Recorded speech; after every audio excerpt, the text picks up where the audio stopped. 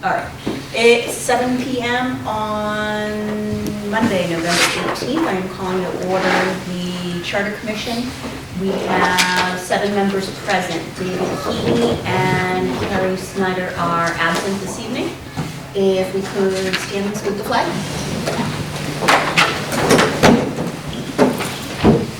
I pledge allegiance to the flag of the United States of America and to the republic for which it stands, one nation, under God, indivisible, with liberty and justice for all. Before I start, is anyone here besides Shane recording this session? Okay. And do we have any members from the public that would like to get up and speak? Okay. Seeing none, we're going to move on. We are starting this evening with our continuing information and gathering and research. And to that end, we welcome Mr. Michael Mayer. He is a town constable, a position which is appointed by the Board of Selectmen. My understanding is there are 5 total constables in town? There are 5 Positions? spots, Okay. but I believe there are only two of us that are present in position. Understood. Okay. I have limited knowledge of the role of a constable, so I have a few questions just related to that. But why don't we just start with, if you don't mind, if you can give an introduction. Tell us, do you live in Norton? Of course, yeah. Okay. And your tenure and an introduction and just a brief explanation of the role of the constable. I've been a constable here in town since 2015. Actually, I am also a constable appointed in Mansfield. Okay. I am a constable at large in Mansfield. Constable basically serves summonses and subpoenas and other court-type documents issued by the court, generally to summon people before the court, and as well as posting notices for the town, announcing public meetings and the agendas of the meetings, and basically executing the orders of court. What are the qualifications for constable? Applying and passing the background check. I had to pass a coterie check, Okay. and just went through the police department. So are you related to law enforcement? I wouldn't say that we're brothers, but we're cousins, I suppose. Okay. I don't do law enforcement per se. My main job is to handle civil law. Okay. Is the... Oh, I'm I sorry. might not also, though. I do have the power of arrest relative to a bench warrant or capias Okay. that's issued by the court. Okay. To whom do you report? Basically, I think if there was any issues with my performance or anything, if there were anything, it would be to the province Board of Selectmen, the appointing authority. Okay. And who sets the policies and procedures of a constable? Is that set by state law? It is. Okay. And is there training related to this role? There isn't so much formalized training. Most constables that I know would welcome training, mandated training, organized training, maybe dictated by the state, because it would further legitimize our position in the eyes of the community. I mean, there is no formal training, though. There is no training manual. Most constables learn the ropes from other constables. I am a member of the Massachusetts Constables Association. I'm actually the vice president. And in joining that organization, I have access to decades of experience from other constables in the ins and outs of an intricate service of process, civil process. Is the position paid or voluntary? It is a non-compensated, I am considered a non-compensated municipal employee. I have to take the conflict of interest program like any other municipal employee. also bonded in my position. I have to maintain a bond with the town clerk's office each time I renew my position. When there is work for you, from whom are you receiving those directions? I usually am approached by lawyers, okay, or the general public. If someone has, for instance, is suing somebody or, launching a lawsuit, or a landlord perhaps has issues with the tenant that he needs to evict, they'll approach me personally. Okay. And these are for civil matters strictly? Yes. And you said presently there's 5 positions in town, only 2 are filled. That's correct. I believe Janet Riley still maintains a position. Okay. Do constables work together? Not usually. We're not usually associated with each other. Okay. We usually operate independently.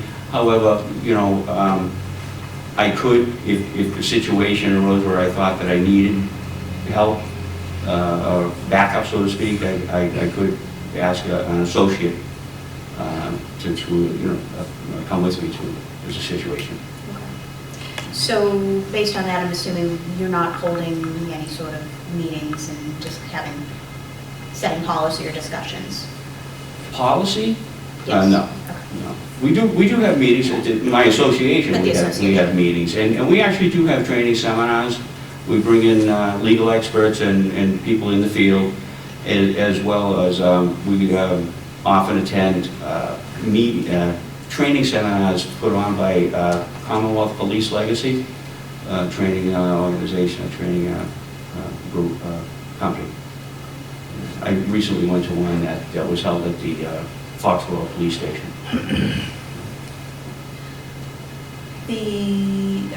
It sounds like based on the brief discussion we've had, you have a significant level of autonomy in your position. It doesn't sound like you have to report specifically to anybody within the town. And I'm assuming your appointing authority is the BOS. If they had an issue, they would take it up with you. So I'm assuming you are satisfied with the level of autonomy you have within that role? Yeah, it's fine. Generally, but my work is pretty straightforward. How many hours a week does it generally take up around a given month? Not a lot. Not a lot. I have a full-time job, and this is usually something I can handle after work if I have to serve a notice or something like that, or if I have to execute an eviction, I arrange it with my employer to take time off.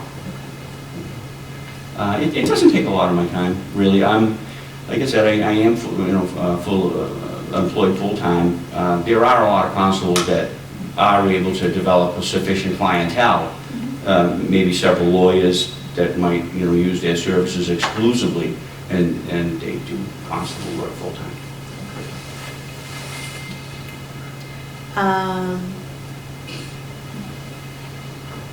From what I could see, at least, I did go to one of the websites, the Massachusetts constablesoffice.org, and just kind of read over some of the duties. And it seems like your appointment is set by state regulations, and it is always the executive branch of any particular government. Do you have access to everything that you need from the town? Are there times when you require information from them specifically, or are you receiving everything specifically from a court, the lawyers? Well, paperwork, documents, are delivered to me. I usually meet a client, or oftentimes I'll have the documents faxed to me, and I'll serve those items and mark them as a true copy attached.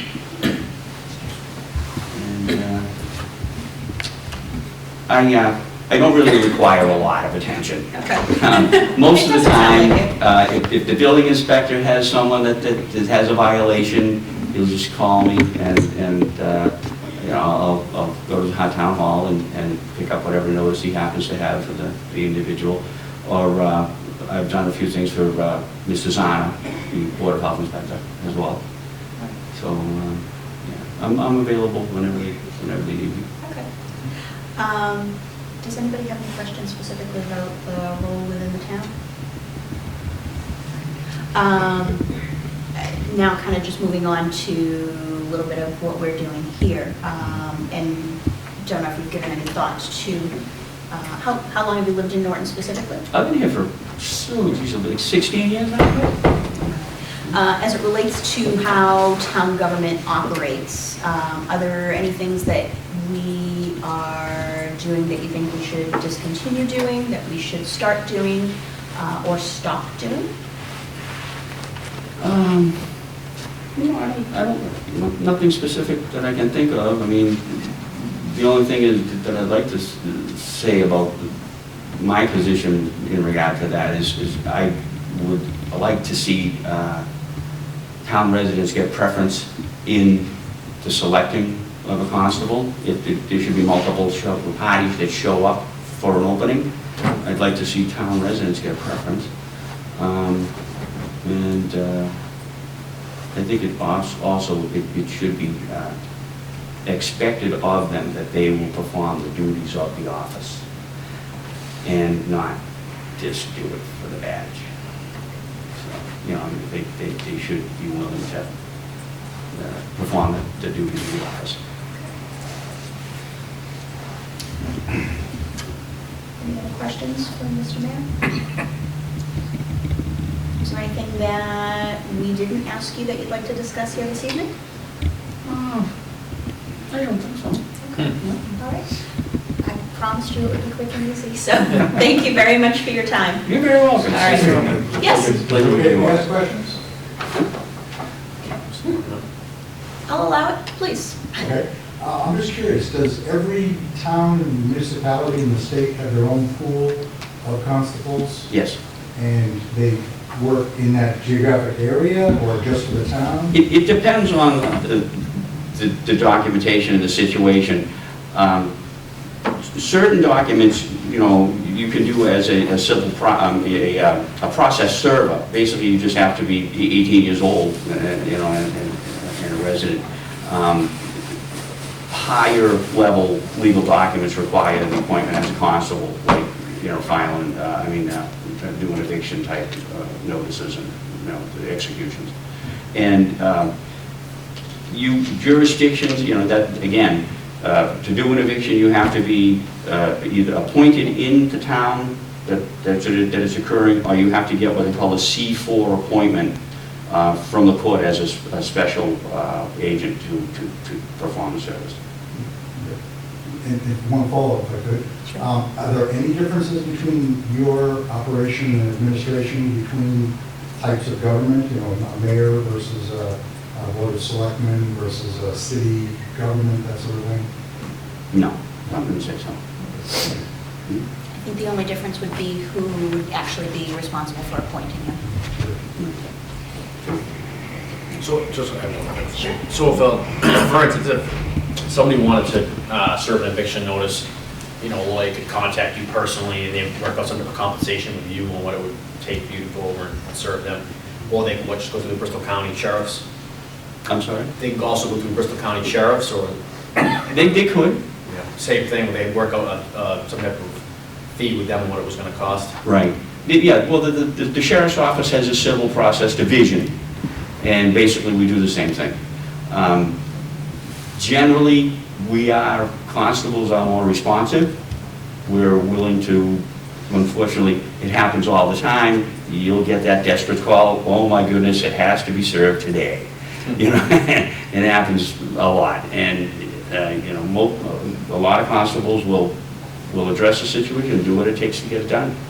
And I don't think a lot of times that the sheriff's office is willing to do that. They'll say, well, you know, we can't get to it until next week, and not to mention the fact that their services are generally considerably more expensive.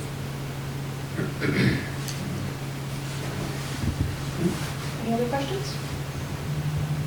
Again, thank you very much for your time. We appreciate your coming in. My pleasure, thank you. Have a good evening. Thank you, you too. Okay. Next up on the agenda, we have the I'm assuming Board of Assessors? If you don't mind, if you could just come and step over, please. Thank you.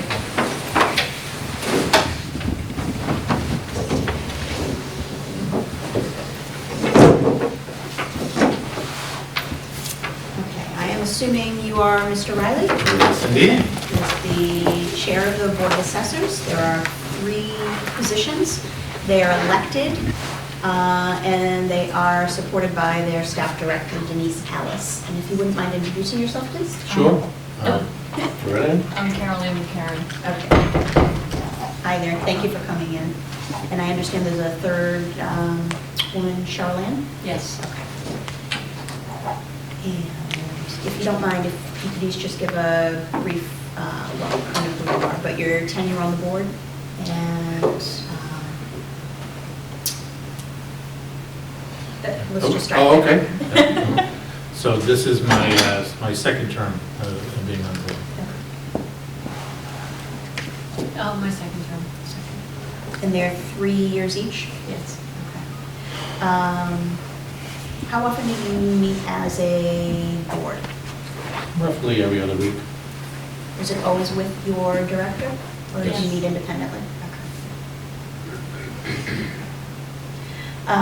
What are your thoughts on how members are chosen for your board? Right now, it's an elected position. Is there a good rationale for why the role is elected? Do you think it should be appointed versus elected? My personal opinion, I think the elected is a good check and balance. Certainly, the assessors department is appointed, and as you had mentioned, they would be staff and paid. Our role as Board of Assessors, which is different than the assessors department, would be elected, unpaid, and volunteer.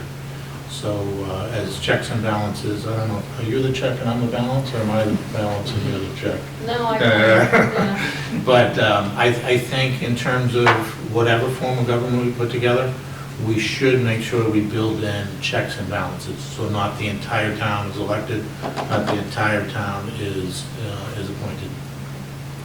Has your board encountered difficulty in seating a position We don't have via election? No one wants to run. And what happens in that instance? We actually sought people out who had qualifications that would complement the rest of us on the board. Knowledge in real estate, development, people who brought things that we needed. Okay. So we sought them out. Okay, and you sought them out and then they were specially appointed? Yes. Okay. How often does that happen? It happened in the last election. Right. There was only 2 of us. Okay. What are your thoughts on the number of members for your board? Do you think 3 is sufficient? It's appropriate. Yeah. In thinking about working with your department staff, what are your thoughts on the way the board presently works with the staff? I think it works very well. We've got a great staff, we've got a great volunteer board. Doesn't seem to be any issues. We had a good time, make some good decisions. I was Good actually, time.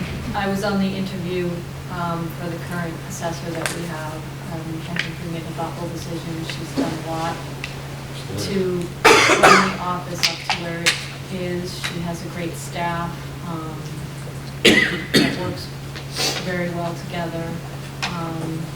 They're very responsive to any questions we have if we're at a meeting and, we're asked to make a decision about something and we're looking for a little bit more information from the state. They're very responsive to make sure that we receive all the information we need to make the best decision. Can you explain me what your responsibilities are in relation to the staff? Okay. Probably the best way to describe, because you've already had a chance to interview the Board of Assessors. The Assessors Department. So probably the best thing to figure out what we do is to compare to what they do. The number one source of revenue for our town is property taxes. And then the other two primary sources would be the motor vehicle excise tax and then personal property tax. But the bulk of the money that our town runs on is on property taxes. The number one job of the assessor's department is to be fair. That's all the classes that we've taken, all the instruction that they have is, the number one thing, you have to be fair. And by fair, what they mean is to come up with a value for everybody's property based on its fair market value. If it were to sell today, what would it sell for? And the underlying idea behind there is that if everybody is fairly valued, then everybody's paying their fair share. So then what we do, what the department does, the staff people, they'll value everybody, and then they send those values to the state. And working with the state puts it into their magic algorithm, and they come back with a tax rate. That tax rate is now multiplied by our assessed value, and that comes up with the taxes that we each pay. So that's all done at the staff level. That is not something that's our responsibility. And then obviously you get a tax bill 4 times a year, the revenue comes in, and we run our town. As Board of Assessors, the biggest role that we play is in terms of some people probably shouldn't pay their fair share. And there's usually a really good reason for that. If somebody is blind, maybe we should cut them a break. If somebody's in the military and they've been injured, maybe we should cut them a break. Seniors would be cut a break. Surviving spouses, religious organizations, people that are farming, agricultural land, some people need a break. Now, all those decisions on who gets a break and who gets how much of a break, those regulations already exist. So people would come to the Board of Assessors and apply for some kind of a discount from what they're paying. The staff prepares all the information, we take a look at it. If they're abiding by the guidelines, then we grant it. If they're not abiding by the guidelines, then we don't grant it. There's not too much, liberty that we have to take. We can, if we chose that we want to give somebody a break, that we could, or if we want to deny somebody, we could. But pretty much it's just fair in our terms of just trying to be fair with everybody else. Just go by the fairness doctrine. If you qualify, you should get it. As a homeowner, if you're not happy with what your property is assessed for, you can come to the Board of Assessors and say, look, I think my property is assessed too high. I think my taxes are too high. We will take a look at what information that you give us on what you think it's worth and say, is that fair market value? If we made a mistake, we're very happy to correct it. We want to be fair. But we mistake might go in the opposite direction. You might be under-assessed, and we would have to turn around and actually raise some of these taxes. So the whole idea is not always just down, it could also be up. There's some people that come and they think they're over-assessed, and they're really under-assessed. So we would have to make the appropriate adjustment. So that's the biggest thing that we spend our time on, is the exceptions. And we take the advice of the staff, they'll explain to us the guidelines, and we just go by the guidelines, and then we'll either grant it or deny it. Do you receive referrals, let's say, from the Veterans Association? So the veterans agent is very good about making sure the information is available to the public, that if they qualify or not, and then the homeowner has to fill out the application and send it in. But there is a good rapport with the veterans agent to make sure that people are aware of it. And the senior work-off program. Oh, yes, that's another great program. The We senior should probably work-off program. talk about that a little bit. As well. So I don't know if you're familiar with the senior work-off No, program. if you don't Okay, mind. so as a senior in town, if you wanted a break on your taxes, you have the opportunity to come to the town and work some of that money off. So you work for the town a certain number of hours, and you would get a certain amount of money off on your taxes. So that is a program that we would want to make sure that seniors know about. What qualifies as senior under that program? Good question. I don't know the specific guidelines. We but, do have the guidelines at the assessor's office. Right. She has them. Right, We do set the rate that we pay the seniors. Okay. yes. So we. But you're not certain of what age qualifies as. I just don't want to give you the wrong information. I That's can make up a okay, no number, worries. but, yeah. No, that's fine. We Yeah. do set, so we do have the ability to say for every hour the senior works, this is what they get paid. And we've set that rate at what the Massachusetts minimum wage. How often do people come in from town and say, I'm over assessed, or, and go in front of you as a board to give you information? Yeah, it's not that often. You will get a few of them, you know, More early commercial. on, but yeah, it's mostly commercial. And then some of them will continue through, some of it just do it as a, you know, as a matter of course, every year they ask for an abatement and they realize that they really don't deserve one. But we don't get a big influx of people. I think people look at what their assessment is and then say, could I sell my house or my business or property, land for that amount? And they say, that's pretty fair. How often, when they do come in, do you end up reducing it? Not very. And they do have the right to go to the tax abate and abate that with them. And the tax board can overrule us on that. They have. So they can go one step. They Yeah. can. They can That's go state above level? us. That's Yes. say them, right. If they're not happy with our decision, they can appeal it. Mhm. Not many people really get that far. Or the commercial goes to the tax board because they have more of the money. Their values are much higher versus the property owner. But they will go to the tax appellate board. If we've reviewed everything, the assessor's gone back out to look at their property. If they file an abatement with us and they don't allow the assessor into their property, it is an automatic denial. They can go to the tax appellate board, they will automatically be denied. So if they let the assessor in, we look at everything, I mean, we have abated them, there has been errors, but not too often. Okay, so nobody on your board specifically is doing any assessment? Nope. Specifically? No. Do you have, it sounds like you do, do you have the same access that the assessor's office has available? Pretty to you? much any information we need, they're willing to give it to us, yeah. So you feel you have access, everything you need, whether it be information, technology, people, to function properly? Oh, we could always use more staff, if you want to give us more staff. Get in line. I know. Any trends, changes to regulations in that particular subject area that you're seeing potentially impacting the role or your function of your board going forward? Nothing dramatic, I don't think, no. You worked at or with or seen any other towns where your function, the board's function is structured differently?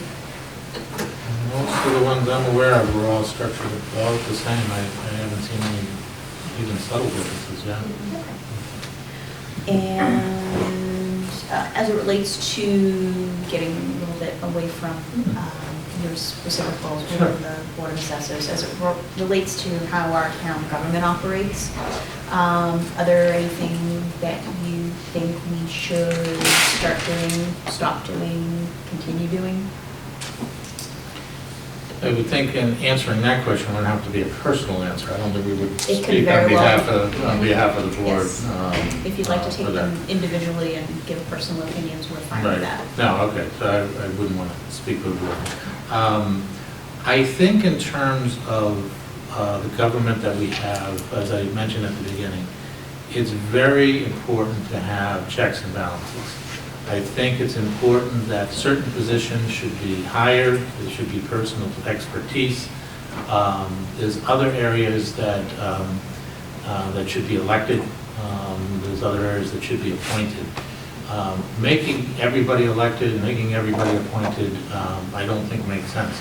But no matter what form of government we decide on, I think the most important underlying thing here is we all have to agree that we're going to work together. The thing that I think that you'll hear from people watching this, and you'll hear some applauding, is when we don't work together. When somehow we think that we want a bigger piece of the pie, and that means that someone else has to have a smaller piece of the pie. In our town, we have a fabulous town. We have some really, really smart people. We have some really kind people. We have some really generous people. And we need to motivate them to step forward and get involved. Such as you just heard, that even on our board, we had a little trouble getting someone to step up to run for a position, to be elected.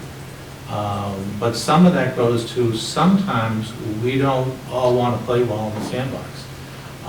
And that's something that, no matter what form of government we change to, if we don't all want to work together, that new form of government is going to have the exact same results. So that's what I would encourage the most, is we need to work with the people that we have, and we need to do some kind of retreat or something that everybody, learns to work together. And I'm not sure I have a good solution to that, other than, I don't think banging heads together is going to do the solution, but somehow we need to have some kind of a function or an operation that we get together and we all decide that we work together. 99% of the time, I think all the departments are working really well together. I really do. I think it's just those couple of times that we'll see on cable where people just, aren't playing well together. And that, I think we just need to call one another on it and just say, look, do you really want me to treat you that way?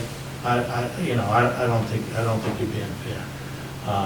But as far as the form of government and what you've seen so far, do you have any ways that you're leaning in terms of changes that you'd like to see? At this point, we are, like I said, in the information gathering and research stage. We have not engaged in any formal discussions about recommendations that we might want to make going forward. We are getting close to that point where we're probably going to start throwing out some ideas and things that we want to investigate further.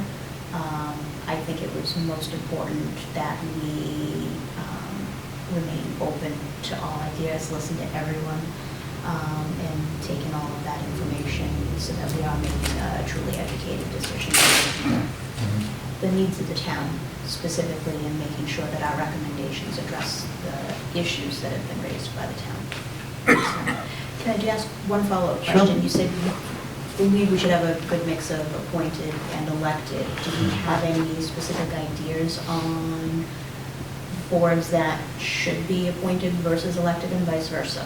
I do. The way that we put together our finance committee, for example, in terms of appointing the members, I don't have a problem so much with the fact that they're appointed. I do think that we could do a better job instead of having one person appoint them all. It would be nice if we could spread that amongst different groups. So for example, if we kept the select person board, they might appoint one. Maybe the town manager appoints one. Maybe the superintendent of schools appoints one. That they would be appointed from different areas to represent different areas.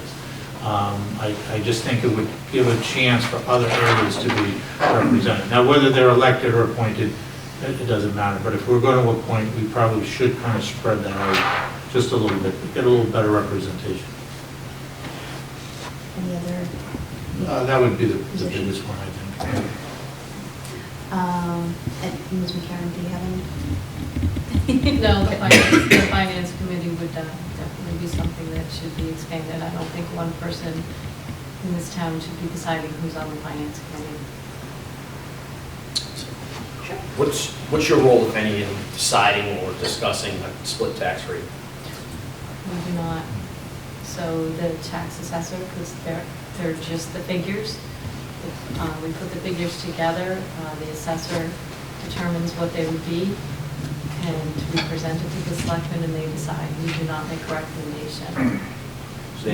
Just for everybody else listening, he's bringing up a very good point. In town right now, all property is assessed at the same tax rate, whether you're residential, you're commercial, whatever.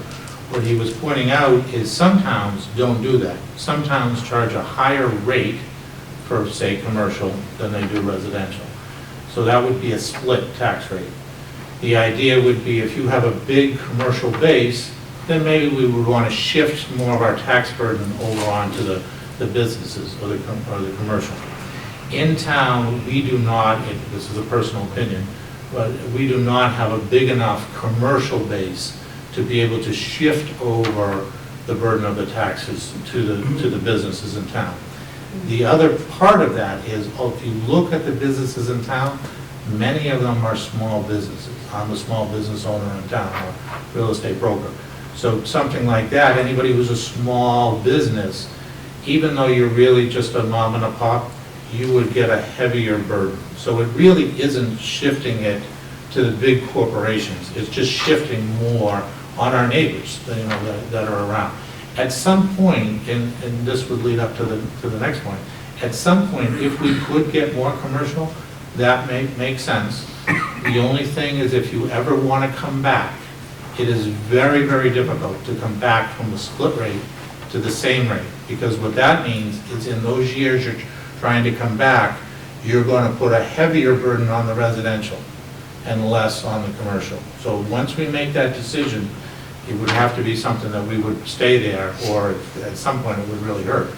Which goes to the point of new growth. So for assessors, one of the things that we look at is new growth in town. What do I mean by new growth? New growth means if you build a new house in town, that's new tax revenue that you never had before. All the building permits that come in to the building department, that's a revenue generator that the building department has. So we should look at new growth. If we continue to have steady new growth, that lessens the burden on the rest of us for increases in our taxes. Doesn't have to be out of control, whether it's residential, whether it's business. And new growth is just putting an addition on your house, putting a deck on your house. Okay, that's new growth. That means it raises the value of your house, which means you pay a little bit more in taxes. So that's an area as a town that we should really look at, is new growth. The assessor's been working with the building department so that there's a check and balance. Every time there's a building permit pulled, our office is notified so that nothing slips through the cracks when there's new construction, additions, upgrades, so that her office, when they're done, they will go out and review the property and update their property card. Do you have access to the permitting process system that's been put in place? Are you a step in that? So we are process? familiar with it, but nobody has to check with us and we're not. Now, what is nice and what you mentioned is the permitting process never had the assessor on there. The assessor's been added as the last person in that permitting process, that we get a chance to get in and see the property, which would, initiate taxes sooner in the process. So that was a great move to add the assessors to that permitting process. Any questions? I just had a quick question, maybe clarification. Sure. The split tax rate, who would make that decision? You'll vote on the... The selectmen. Right, the Board of Selectmen, so we would give the information to them, and then they would actually make the decision. And so far, they've continued to keep it steady. The idea is that we don't have enough, but it's ultimately their decision. There's a classification hearing every year with the selectmen. It'll actually be on the 24th. It's actually Right. this Thursday This Thursday, evening. right. And the assessor will put together what the tax rate will be, what it would be if we did a split rate, what the income difference would be, and then, but we don't make a recommendation to the selectmen. That's their choice.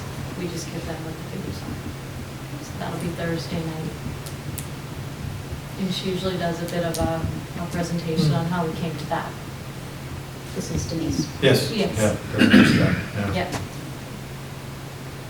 Any other questions for the board? So I just wonder, structurally, so obviously you're an elected board.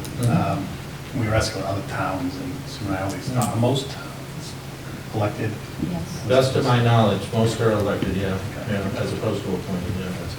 The assessors usually hire appointed. That would be a role, the staff people does make sense to be appointed or hired. Area of expertise should have, some knowledge in the field. Sure. Thank you. Yeah, absolutely. Any other questions? there any questions that we didn't ask you you would like to raise with us? Well, again, thank you very much for your time. Absolutely. Glad to have you, thank you.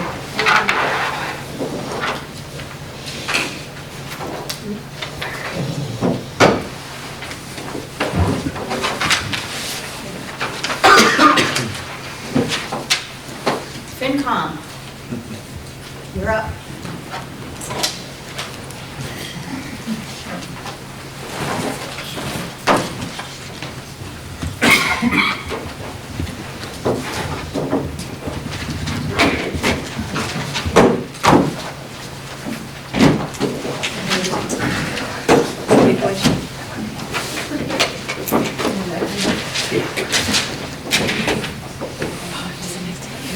Okay. Last but not least, we have the Finance Committee. It is an 11-seat committee that is appointed solely by the moderator of the town. We have with us the chair, Mr. Bill Rotundi, Bonnie Yazakevich, Amy Sawyer, Aaron Smith, and Walter Eichel. If you don't mind, if you could please just give us a brief history of your tenures on the board. It's one of the things I don't have.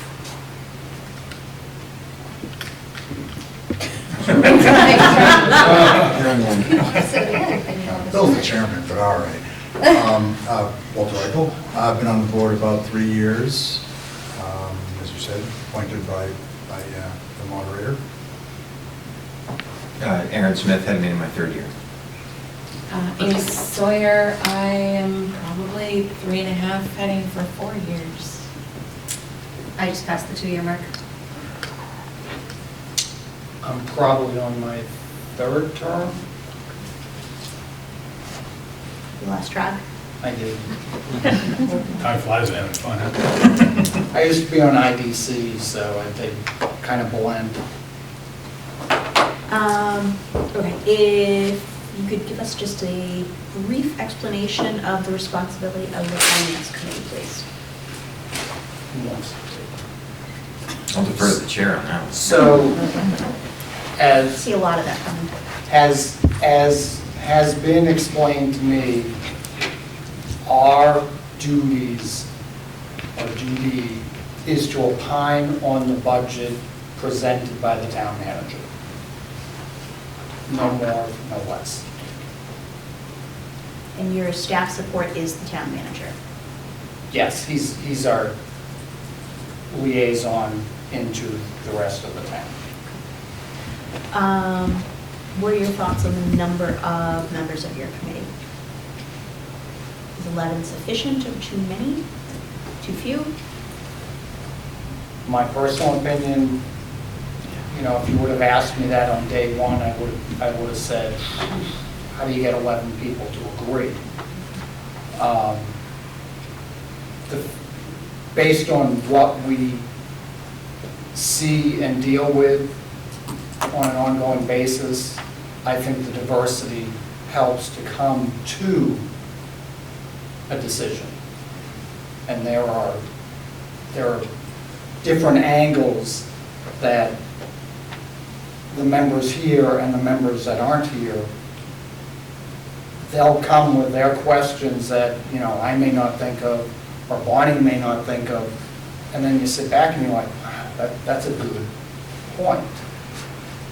So to me, it's probably a sufficient number. Anyone with a different opinion?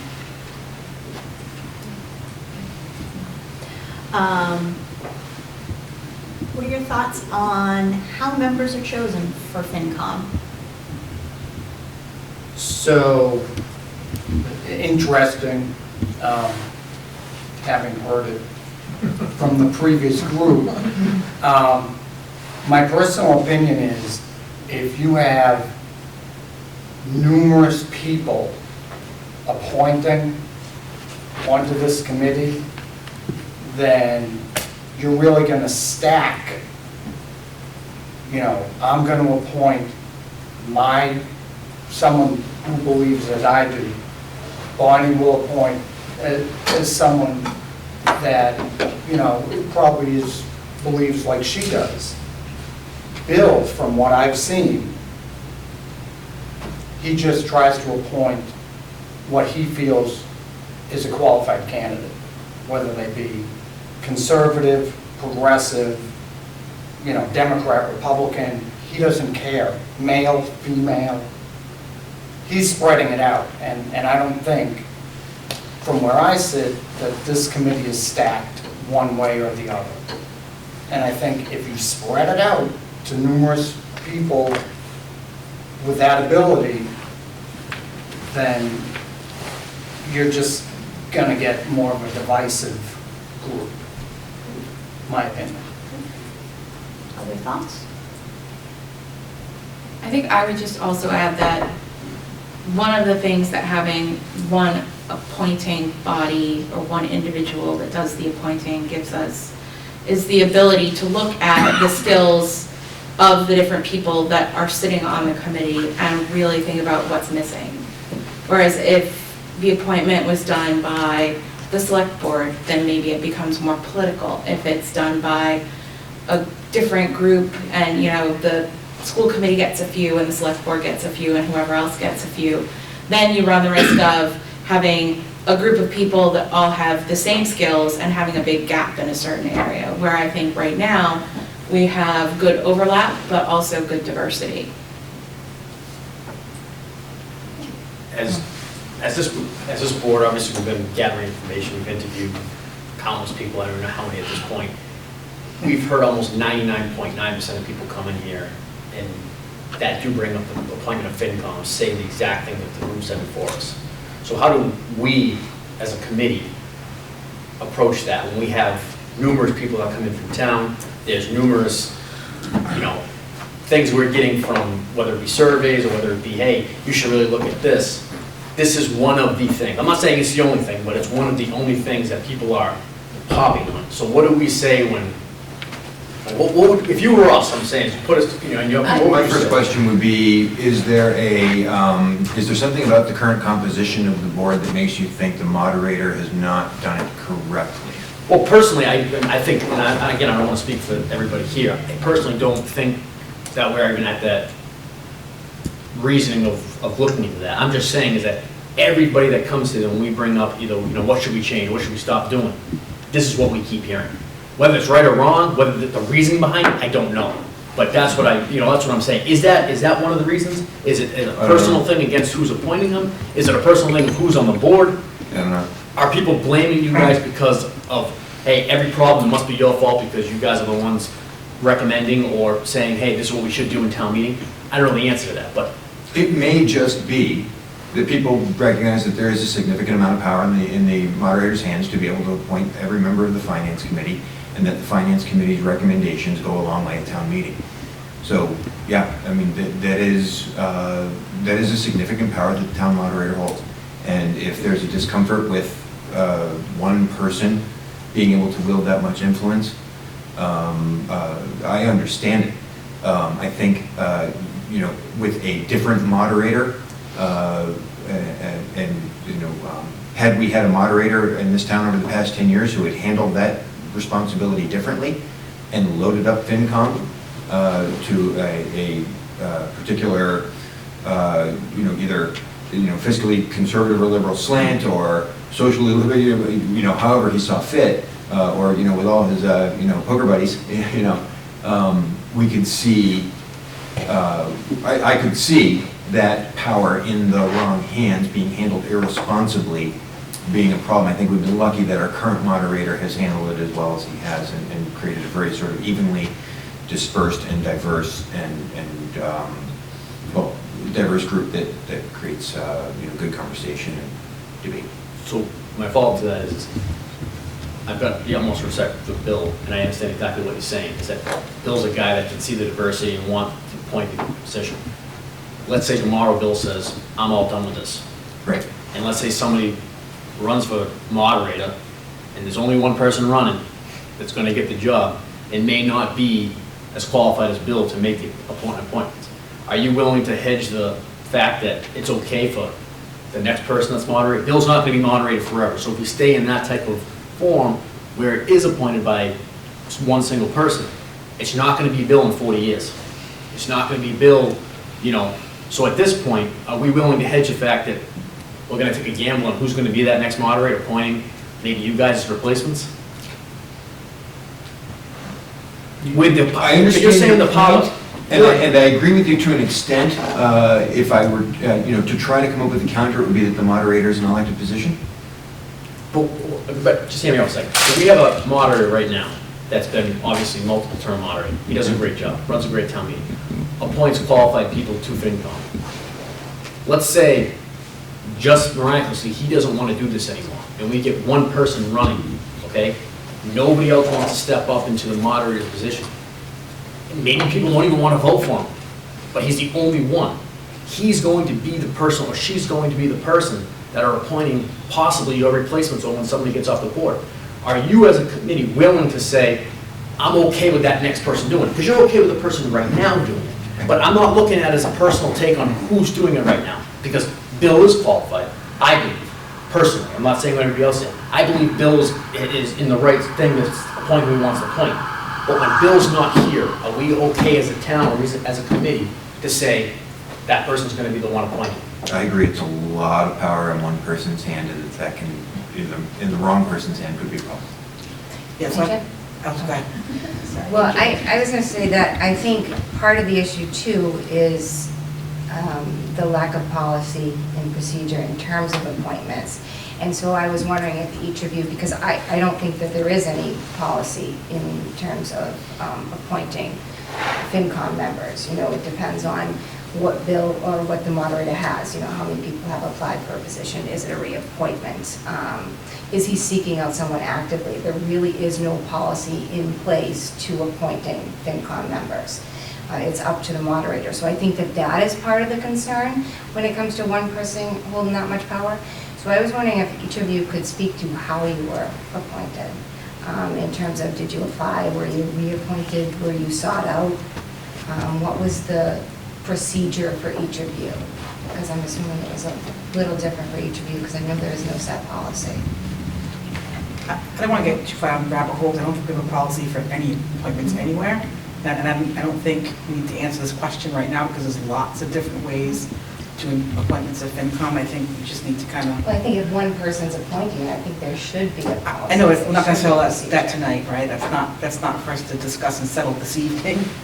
So I don't want to get too hung up and stuck in this rabbit hole of, I guess, asking them to answer the question and solve the solution for us when Well, Dean, we haven't discussed it yet. I don't think it's a solving the problems. I think what the issue is this is not a personal attack on you guys. It's just unfortunately, for you being on this committee, you guys are the ones that we hear about the most, okay? Or one of the ones that we hear about the most. And again, it's not your fault. We're not sitting here blaming anybody. And we're not trying to, feel like we're jumping all over you, attacking you, and trying to figure out how you were appointed, all that stuff. But we have multiple people that come in here, whether they are appointed at the town, whether they're elected, whether they're hired by the town, or just through surveys saying, FinCom, FinCom, FinCom. So if we don't ask some of these questions, I don't think we're doing our due diligence when you guys are here and we're trying to gather information on the certain things that people are asking.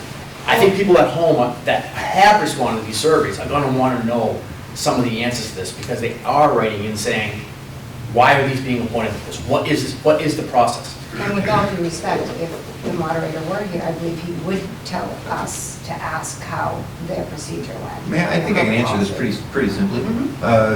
When there is a seat that's open, the moderator solicits applications from openly, by social media, email. It puts the word out any way he can think to get it out. I think it gets posted at town hall and in all the usual public posting locations as well. You write a letter? Yeah, you write a letter of interest. He solicits a letter of interest. So he asks you to contact him and let him know that you're interested. And then he takes all of the people who have submitted that letter of interest and interviews them. And then picks the person that he thinks is best qualified. To the best of my knowledge, no one has, declined an interview. No one is, not given a chance. I think, when I was appointed, it was my second time expressing interest. And mine too. Yeah. And, he goes through ebbs and flows. I think, 6-7 years ago, he was having to do some bushwhacking to find candidates. So you said in a letter twice, and once, the second time you were appointed? Yep, and the first time I sent in my letter of interest. We met, we had an interview, and I was told, so he eventually told me I've selected someone else, and I said, thank you very much. I'll, continue to have an interest, and I'll talk to you down the road, and next time around, I must have dressed a little better for you. Well, there was, fine. So I'll answer pretty much the same way, that, again, I started my volunteerism on the IDC in the 90s. After, 6-8 years, the IDC kind of faded away. So I put in an application with Bill saying, hey, if you have, an opening on FinCom, I'm interested.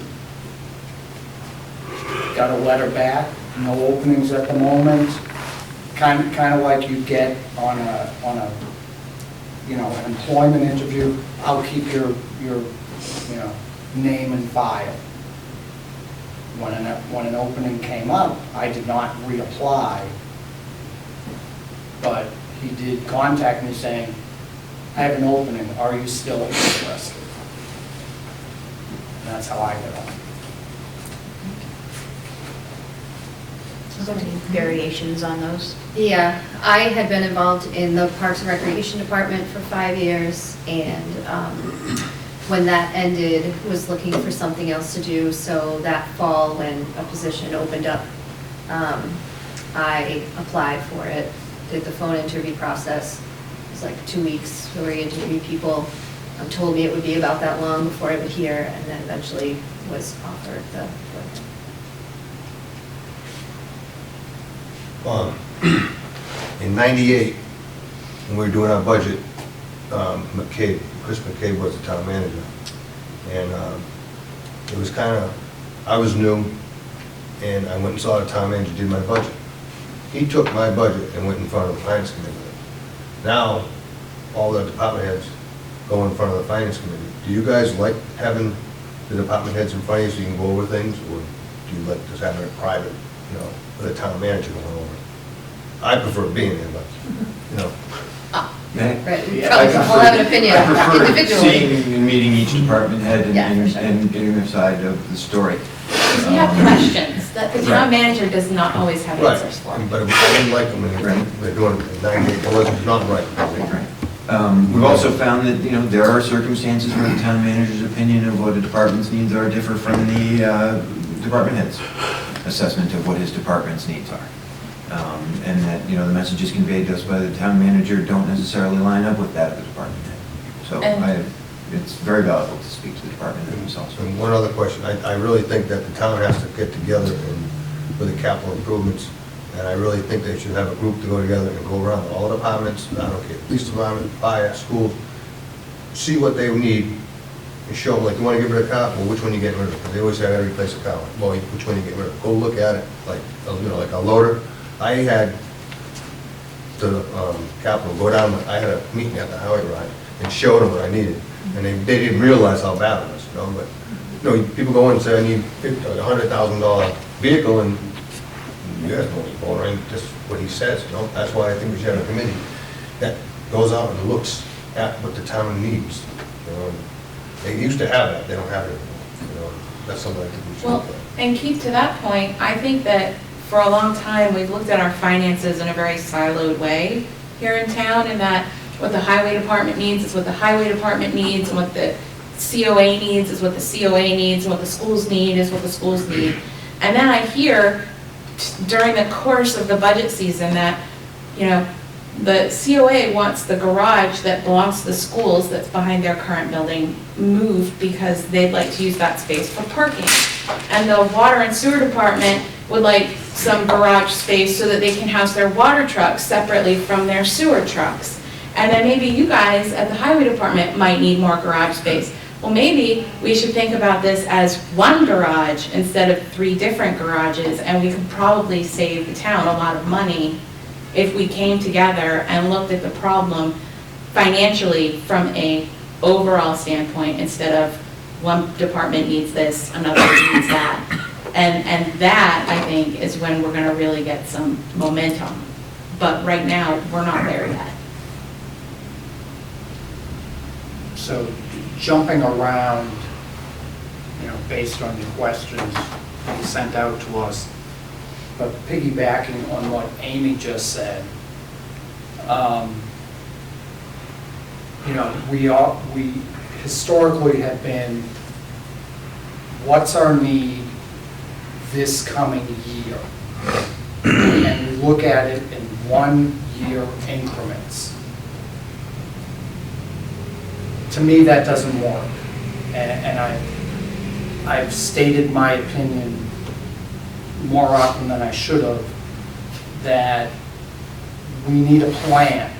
And the plan is more than just next 12 months. The plan is 12 months, 24 months, 36 months. What do the departments need? What does the town as a whole need?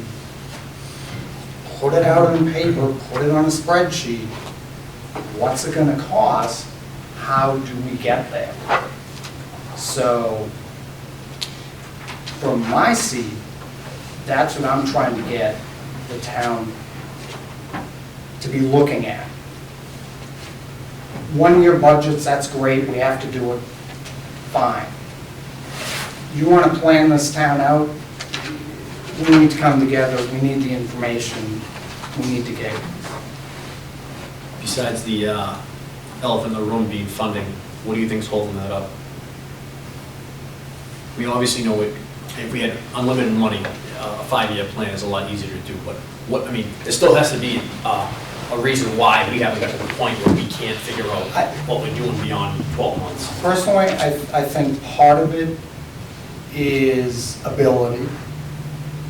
And, you know,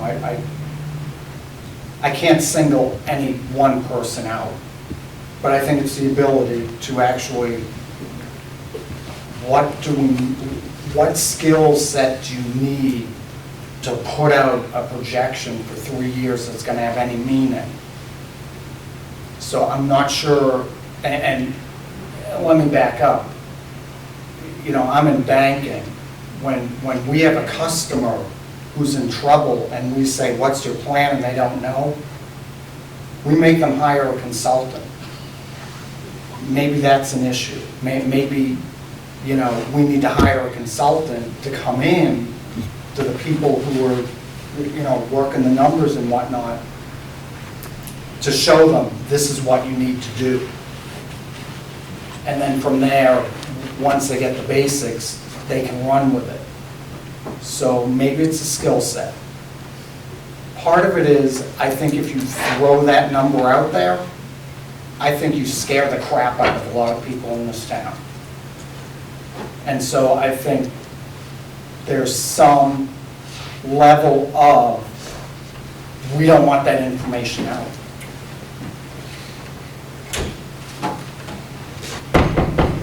Yes, please. Well,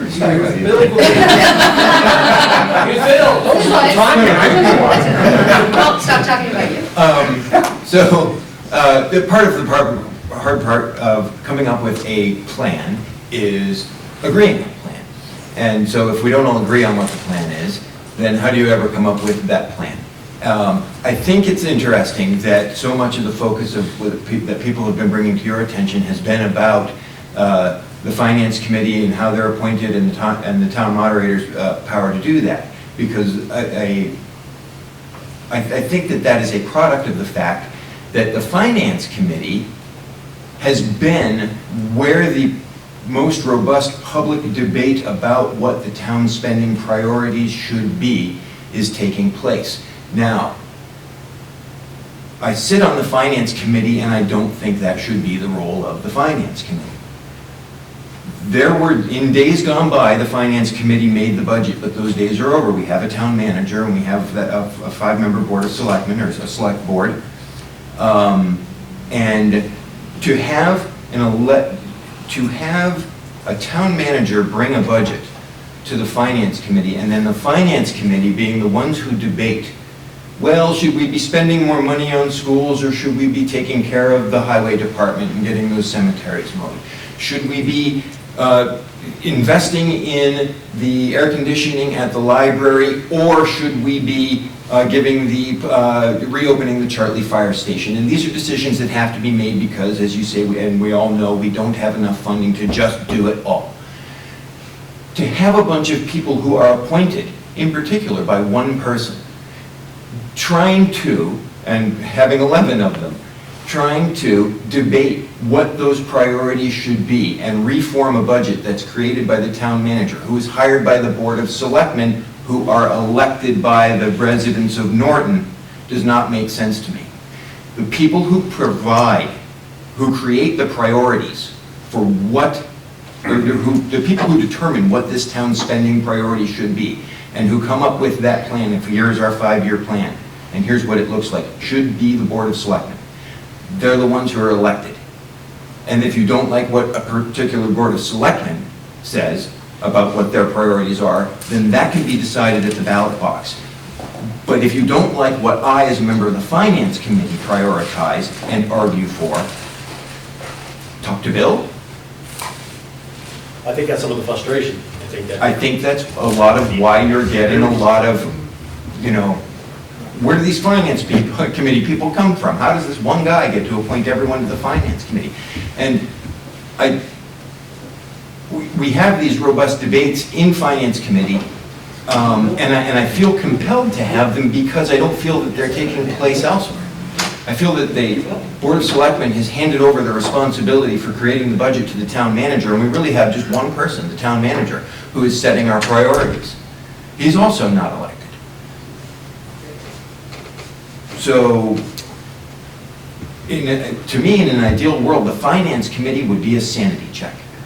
It would be a place where the elected officials who have determined what they believe the town's course should be bring their plan for thorough analysis and assessment of feasibility by 11 people with a variety of experience who can give it a green light or a red light.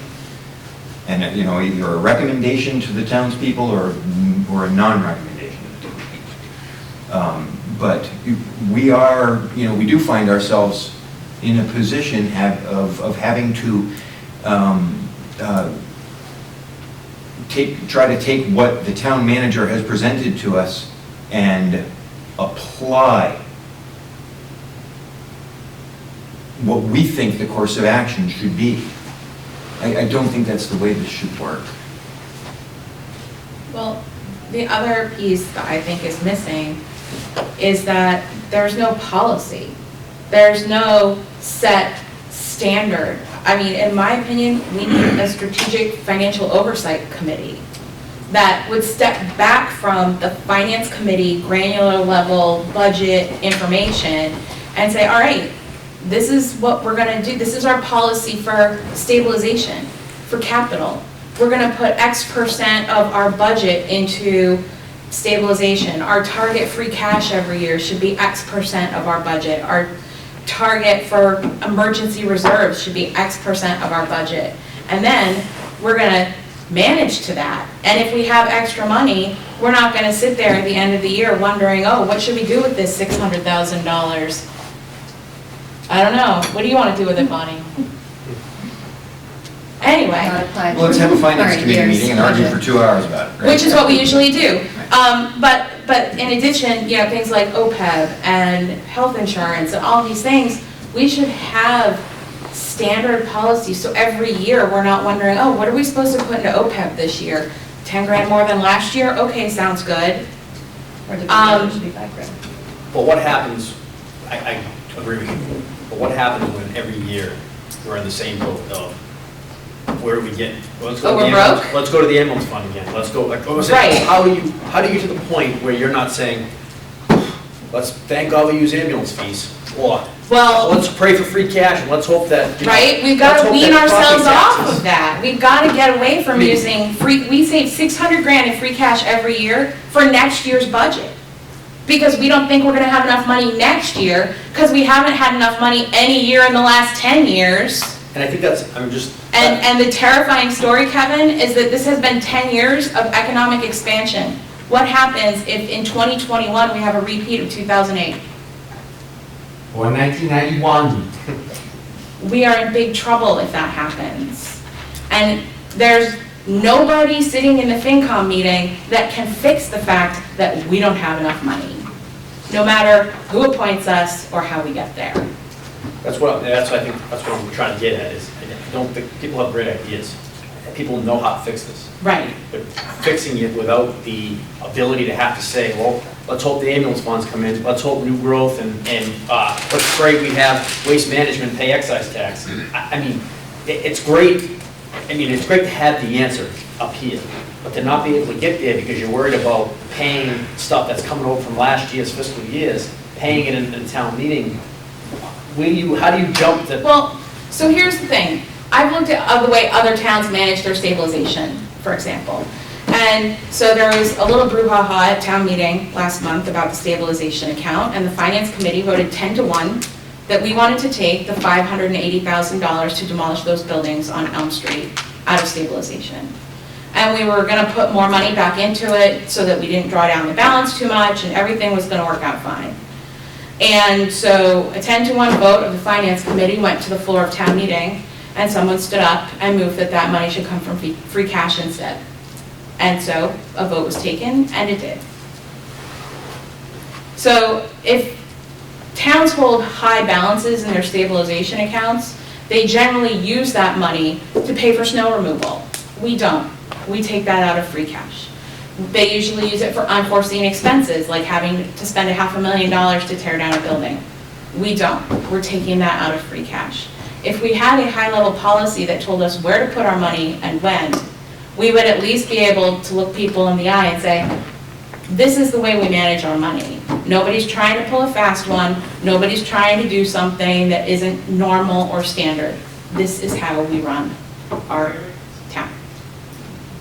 And I agree with you, but what happens with all that policy, and then one day in October, the policy goes out the window, and the vote is, we're not gonna do what the policy says, we're gonna do what the town meeting wants. Well, that's why this person worked really hard to get you guys all here. It's more rhetorical. I understand, but part of me feels really strongly that we as a community have outgrown town meeting, and this is part of why.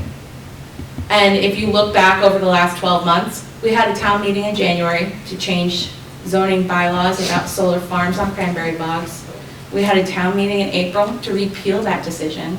We had an annual town meeting in April or May, where we spent 40 minutes watching the newly appointed chairman of the planning board struggle through articles that the planning board was not prepared for FinCom to vote on, so we refused to move them on their behalf.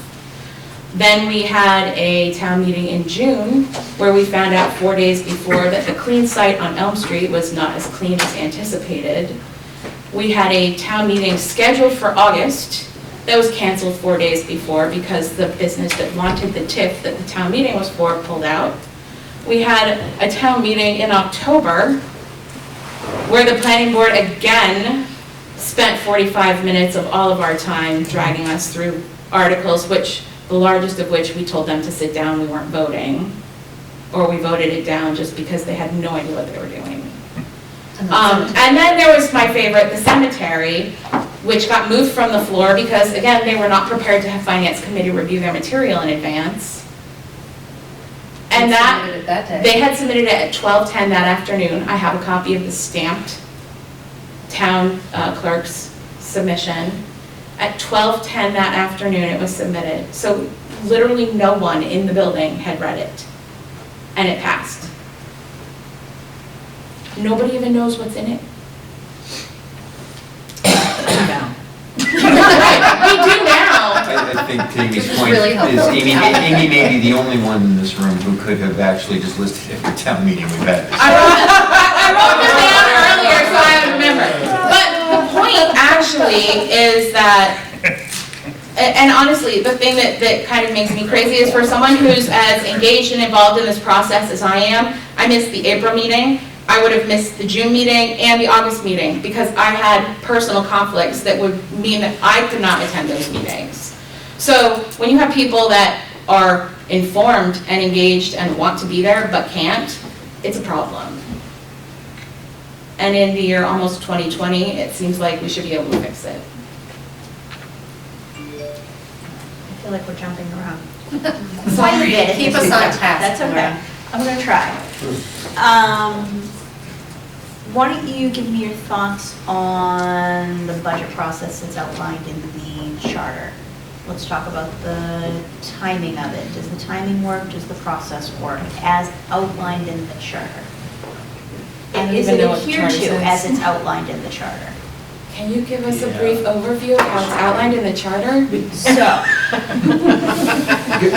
just want to make sure how it's outlined in the Yeah. charter is how it's actually happening. Section 6.3 of the annual town budget, this is under Article 6 of Finance and Fiscal Procedures. Anticipated revenues and expenditures, no later than the third week in February, the town manager shall make available to the Board of Selectmen, the school committee, and the finance committee a statement detailing budget revenues and appropriated expenditures for the current fiscal year and estimated revenues and expenditures for the ensuing fiscal year, accompanied by supporting or explanatory documents where appropriate. Subsequent updates and revisions of the statement shall be given to the three boards no less than every 2 weeks following the initial presentation up until the date of the spring annual town meeting and subsequently as deemed necessary. For the preparation of that, the town manager shall have the sole authority to prepare and submit the proposed annual budget to the Board of Selectmen and the Finance Committee. Town manager may submit various parts of the proposed budget to the Board of Selectmen and Finance Committee in whatever manner and whatever date town manager believes is appropriate, subject to the restrictions set forth herein. But it goes on to state that a complete proposed budget must be presented to the Board of Selectmen and the Finance Committee for their consideration no later than 6 weeks prior to the date set by the Board of Selectmen for convening the spring annual town meeting. Which, if a town meeting in the spring is generally mid-May, the third week in February, when the whole process starts, is around February 21st. 6 weeks prior to the spring meeting would bring you to about April 1st, which gives you about 5 weeks. Excuse me. Total. That's not, so that's just strictly the budget. These are not recommendations of warrant articles.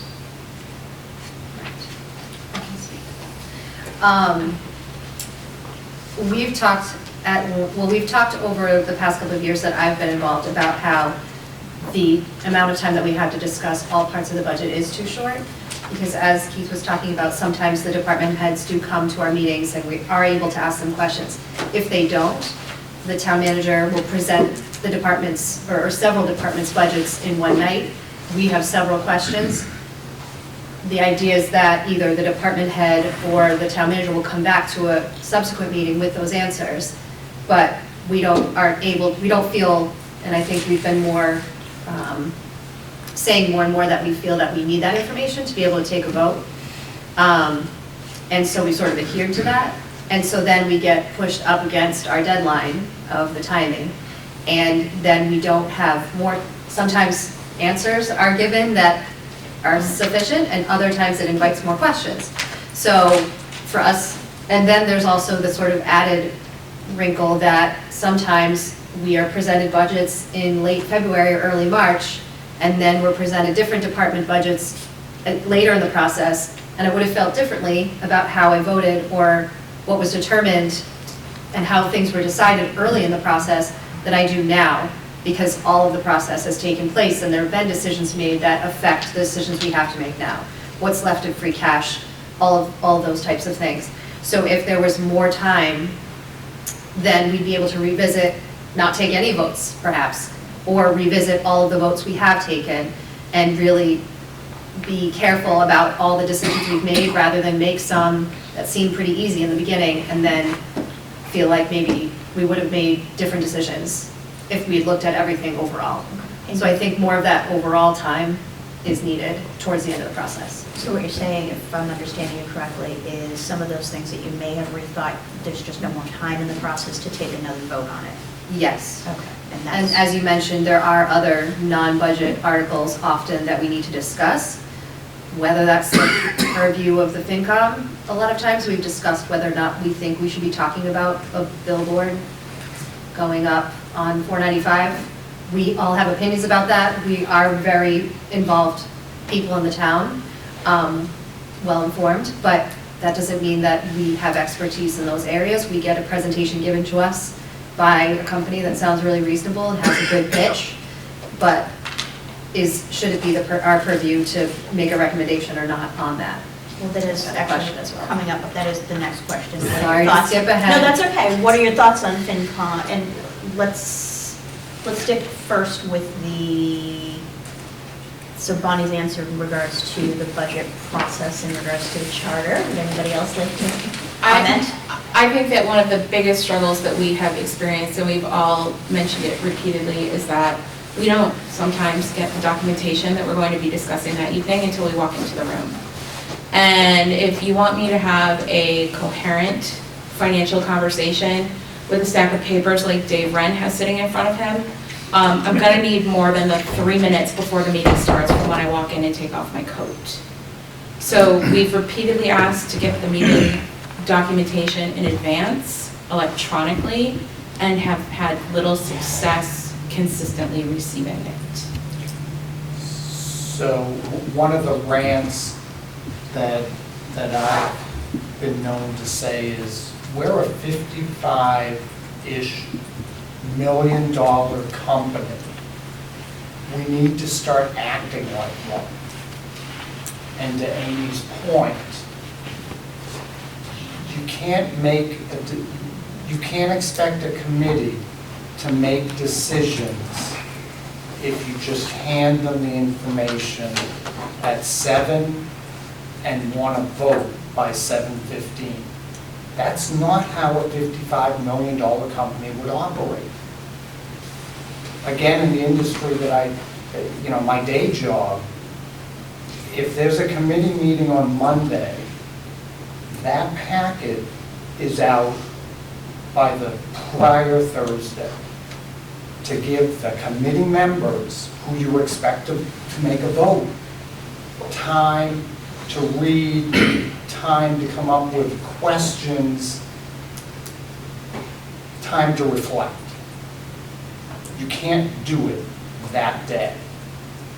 And to Bonnie's point, if we say, okay, Keith is coming in, he can make his presentation, but we're not going to vote on whatever he's asking for until later on. By the time you have 5 or 10 presentations, it's like, what did Keith say, week 1? And so it gets very difficult as you're getting closer to that deadline. Very difficult. But it seems as though, sorry. It's about when is the debate over priorities of spending our limited resources happening? And it shouldn't be happening the last minute in the Finance Committee. It should be happening heading into the season. It should be happening before it should be happening before the budget season even starts. January select board meeting. And it should be happening at the select board meeting. And they should be giving their directive to the town manager, and he should be executing their directive and be held accountable by that. And it seems to be happening in a lot of areas where people are running up against this timetable problem as we discussed, right? Which is that, the Cemetery Commission submitted their paperwork the day of. The planning board wasn't prepared for the questions and for the changes. They had to present things that were not in the warrant. So things in lots of committees and boards, I think, are running up against the deadline problem. And so I can't really speak to what happens on those committees as to why, but I think a lot of us are just noticing and we're saying we need this information ahead of time. And if we're not getting it, or we don't feel that we have sufficient information, we have more questions that we don't have an opportunity to ask of the people we think we need the answers from, then we can't make a recommendation. But we should be the last people to vote. If we're being asked to review and vote on a planning board article or something the Board of Selectmen has put forward or whatever it is, all of those committees should be voting before we see what they're submitting. What we receive should be the absolute final version. All right, let's get to the, what are your thoughts on FinCom rendering recommendations on non-financial related articles to town meeting? So I, for a long time, thought it was silly until I looked at a couple of things and realized I'm not sure anyone had looked at them before we looked at them. Okay, but not necessarily, maybe they're relying on you solely because you are the recommending entity at town meeting. If that were, let's say if it was a zoning or planning issue you had, and then you changed it so that the appropriate board is making the recommendation at town meeting, and that the, yes? I perhaps might be able to make the argument that no matter what you bring up, I can eventually tie it back into this town's finances. Bingo. Clearly. That's not a difficult task, I would think, but. So that's my answer to that question. Okay. There is no So such you're- thing as an issue not related to this town's finances. Okay. So you are personally, you're comfortable making the recommendation to town meeting? Certainly. Zoning was the example you threw out. Yeah. That absolutely, whatever that zoning change is, will have an effect that will affect this town's finances in one way or another. Right. And it's, Can I follow up on this a little bit though? And I agree with you, everything has a financial impact. I totally agree with you at that point, but when you're opining on a zoning bylaw that's probably been debated in the planning board for hours, weeks, probably at least hours, and you spend, I'd say in general, a limited amount of time talking about it on the finance committee versus all the previous discussions. I mean, you really feel that the finance committee is the board that is appropriate to be saying that to the town as this is the right thing to do? I think what happens is the zoning board goes and they make their recommendation. We put a sanity check on it from a financial point of view, so that they don't, zoning board, say if they want to rezone 10,000 acres for, condominiums, or, whatever it might be, that we might say, hey, whoa. And then very rarely do we object to their recommendation. It's almost pro forma. As long as there's no major financial issue with it, we trust the board that has spent a considerable amount of time and has the expertise and the experience having handled those particular issues to make the right decision. We don't question them. But we question them because we want to know the answers, and it's helpful to us to understand. But we don't. I can't remember ever overturning, a board's decision. I think the only one I can think of is this most recent town Yes, meeting Cumberland with the Farms. Cumberland Farms across Right. the street here. And, Yeah. and I think a lot of that had to do with timing, where Absolutely. it was presented to us, and we had board members there, we had other department heads there that we could bounce questions off of. And so we had a lot of good information. but as was indicated here a few minutes ago, we should be the last board or committee to vote. And based on how the meetings laid out, we weren't meeting again.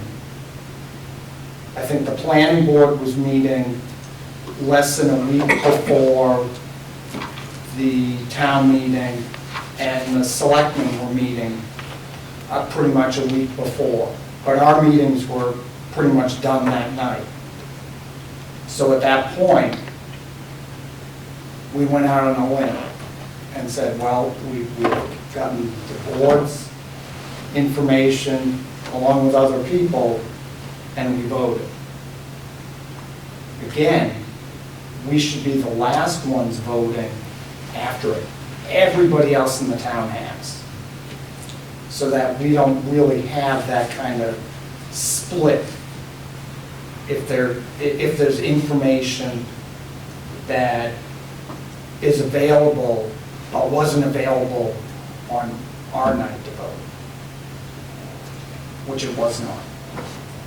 Do you think the wording of, because you guys are called the finance committee, what I see happens personally is that we go to town meeting, there's an article that comes up, and may have strictly to do with what he's talking about, and I agree with you, David, 100%. Whether it be ZBA or zoning, has spent possibly months discussing this article, they have the information on it, they've been to these meetings where, like you said, Bonnie, they come in and have this nice pitch for you guys, and it looks all great on paper, they do a nice PowerPoint, but some of these people that are actually 100% knowledgeable in the actual zoning board, wouldn't it behoove the town to actually say, hey, listen, we've elected you to these boards to give the voters here information on what you've transpired, because I wasn't able to watch 100 planning board meetings. We'd like to hear from the planning board on why this project is a recommendation or not. But because you guys are called finance, what I see is if you aren't totally knowledgeable in the way the town works, you see this paper in front of you that you get handed when you get in, you get your hand stamped, and it says finance, and everybody only cares about money. So when someone says it's a recommendation on finance, I believe that holds a lot of power because it says finance to say this person's recommender, or they're saying we don't have a, we don't want to get involved in this. Where If you think town meetings are long right now, you try go and have every department run through an explanation with open comment period over what they're doing. You have to pay attention. The town meeting, by the time we get to town meeting, the deliberations should be done and we are showing up to affirm the decisions we have made. That's what should happen. So to anyone out there who says, I'm not getting the information I need at town meeting, I say, then you need to watch more cable television. But that's more local access or come to meetings. I can't agree with you more, but that's not what happens. Okay, so I will not succumb And I think that's, you to just somebody made who, an I will argument. not succumb to a mass of people who want to pay zero attention and then show up the night of and have everything laid out on the table and the debate to take place. It would be a 4-day event. But I understand that, and I totally get your point, and you're totally right. But the problem is that's exactly what is happening. So now when we get there, we have people that are uninformed, people that haven't paid attention, and now people that are saying, well, I haven't paid attention the entire year, now I want information. And I've elected you, or they've appointed you. I want to know what's going on because I want to have information. Or we end up what happened in the cemetery and we just say, well, I guess we're going to have to vote on something. So I understand your concern. Okay. I So get they're it. voting on an article that has been, they're, say the zoning board, right? If the zoning board doesn't approve of an article and it is against it, and it comes before us, it's the perfect example. The only way that ends up with a finance committee recommendation is when the zoning board then comes back before us with only 2 of the members, the 2 members who voted yes in a 5-2 against vote, and we get 0 voice. Can I give you an example? And then it's too late, Can I please. give you an example? Mr. Eichel, okay, in my opinion, rightfully so, swayed an entire town meeting on voting what should have happened with the Cumberland Farms. Because he stood up and he eloquently explained what was going on. That was, excuse me, was beating a dead horse at some point. But he stood up as part of the finance committee and said, this is the recommendation that we came up with. After we sat and argued about whether Cumberland Farms should, or Agassiz should be a certain zoning. So to say that you guys don't have the ability or the power to say, listen, we are FinCom, and we are advisory, and we are, that people don't look at that paper and go, oh, I haven't paid attention all year, what are they saying? Right, and That's- what you described is what Dave described when he was talking about Aaron looking at it for a few minutes after ZBA is poured over for 6 weeks, is how it feels as a member of FinCom to sit in town meeting and have discussed these things for a number of months and know that all the decisions that you've made are going to be questioned by a group of people, 120 or so, who are going to make decisions on behalf of 20,000, having never seen the information before, having not sought that information before, but having the authority as one vote to sit there and say, well, it sounds like it's pretty close to our backyard. No, I'm against it. And that is what I feel like is the best argument for a town council or some other form of government that puts the decision-making in the hands of people who are paying attention, who are elected and who pay attention to these things and then make those decisions and have all the information and spend all the time. And who can make decisions and move our town's government and business forward all year long, not twice a year at town meeting.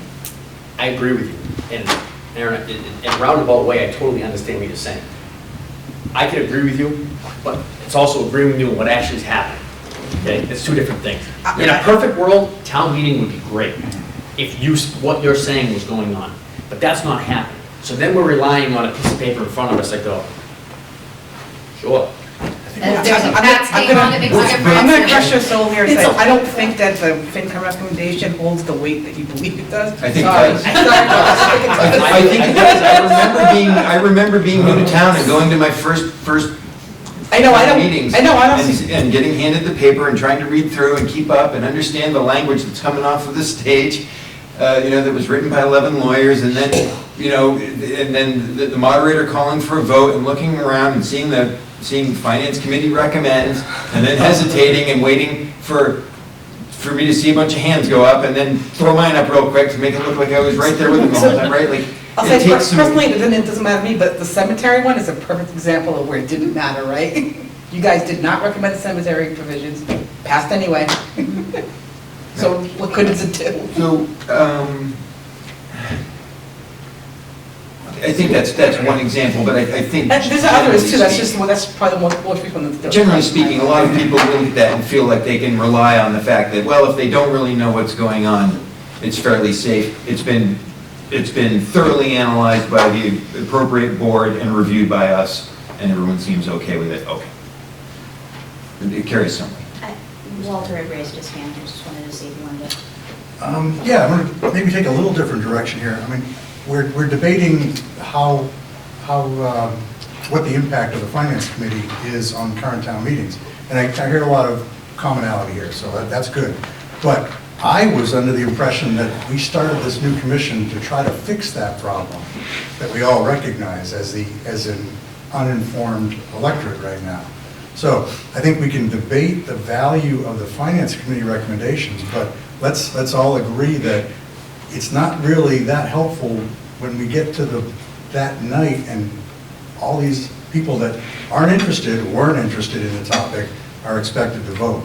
So I'd like to say, okay, great, we all understand, we're not real happy with the recommendation process, so let's get rid of it. Wasn't that the goal of this, was to try to eliminate the uninformed voter problem that we've got? And to me, that takes the finance committee recommendation off the problem list, because we're going to have a new mechanism that is going to ensure that informed people are making those votes, not uninformed people. I just think we have to know why we're here. I think there's a lot of people that are either watching this or want to know why we're getting to this point. I agree with you, I just think that if you don't explain these type of things going on through these informational meetings, then when we see that we're making decisions or talking about decisions that, well, why didn't we even have that talk? That's why we're doing this. No, and I understand completely, and I agree with just about everything I've heard. So I thought, can we put a pin in that and say, okay, we're all in violent agreement on this issue? Can we now look at solutions, which I thought was why we were here, so. That segues perfectly on Sandy. what I was going to ask. So if you talk about town council, if we were to go to a town council, what would that look like for FinCom? Would you still have a FinCom? And how would that be appointed? So looking at that as an option, what would you see as an ideal way of running that? I think it's always a good idea to have a group of people who are there to put a different set of eyes and a financial sanity check on what is being proposed by the town's politicians. And how about the second part, in terms of And then, appointed? in terms of how that's appointed, Because you wouldn't have a moderator anymore, right? So what then would be the let option? the town council appoint. It would be one suggestion. Is it a subcommittee of town council? Is it No. made up It's of? more of like an members. advisory committee. A nominating committee is a very common feature of a lot of large organizations, so. But a separate set of eyes from the people who serve on town council. So we have reviewed charters where there's town council form of government where there is a form of FinCom, but it is strictly a subset or a subcommittee of town council. And again, you're putting a lot of power in very few hands. Right. But you are tying it back politically to the town council. People who are People who got To elected. elected positions. So we're the town manager and responsible for that budget and stuff. Which I like, right? Because if you don't like what's going on in town, there's a solution for you, there's a solution for you at the ballot box. Yeah. Right? You can effectuate change in your town at the ballot box. And I feel like not so much here right now. The reason I came is I knew the FinCom was coming tonight. I want to make sure they all knew I was watching. It's not true at all. I just had to say that. The discussion about whether the FinCom should be changed and how it's appointed and how it reviews and all this, we have to understand that the FinCom exists because town meeting exists. Yeah, the bylaw, I had it up on my phone and I just lost it, but the bylaw, our town bylaws say that the FinCom shall make recommendations on any and all municipal questions, to the town. But we forget that the FinCom doesn't decide anything. It only makes recommendations to the town meeting. Now, to suddenly, this focus that I've seen publicly from officials who keep coming in and saying, well, we have to watch the FinCom because the FinCom is appointed by one. Imagine you have a horse and buggy, and you want to get somewhere faster, and it's 2019. And so what you do is you start putting rockets and attaching rockets to the horse and buggy, and you keep firing off these rockets to make it go faster. And think of the FinCom as one of those rockets that's supposed to make it go faster, and yet it doesn't work. The rocket's burn up, the horse gets, skitterish, everything's happened. And so we spend all this time and all this energy and all this money to try to figure out whether we can add more rockets or we can do something different, but we have to make this horse and buggy work. When the real problem is, we should buy a car. And that, in essence, sums up our municipal government problem. We're still using a horse and buggy when we should be driving a car. And as was mentioned, we're in a $55 million, and I think it's actually higher than that when you figure in the whole worth of the town.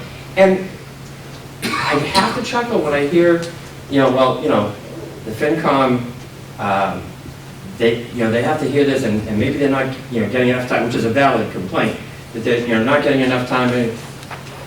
Our whole system of government, our entire final stamp of the system of government involves taking what they have reviewed and giving it to 150 to 500 people who have never seen it before. And so we're worried about the people who are reviewing not having enough time or not giving enough careful stuff so that they can make recommendations to the people who are going to make the final decisions who have never seen it before.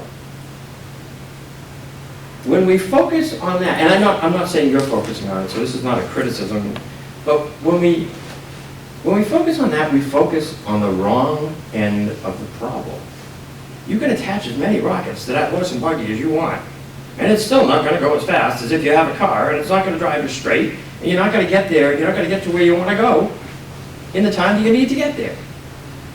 So, we can debate the rockets for time immemorial, but the real problem is you have to change the horse and buggy.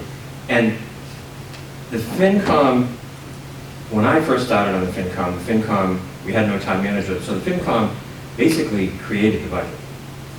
The role of the FinCom has gotten out of hand, as some of the members have said. Not through their doing, it's just that we turn to the FinCom because there is no other body in town that we can turn to.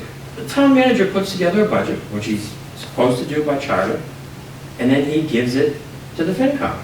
And the FinCom goes through and reviews it, and then they make recommendations on what, on what they think should be done. Those recommendations, if the FinCom hadn't made a recommendation, and if Leonard Street hadn't been rezoned, and the FinCom didn't pay any attention to that because it wasn't, quote, financial, unquote, then God knows what the future of this town would look like in terms of potential increased revenue and the things that, things that we have to look forward to. So that people don't understand what it is the FinCom does. All the FinCom does, the only reason for the FinCom's existence is to make recommendations to town meeting. If, in the town's great wisdom, it did away with town meeting and went to another form of government, you would not have the need for the FinCom in its current role of existence. You would have need for a new body, call it whatever you want, that would do some of the role that the FinCom has to do, that would review and be objective.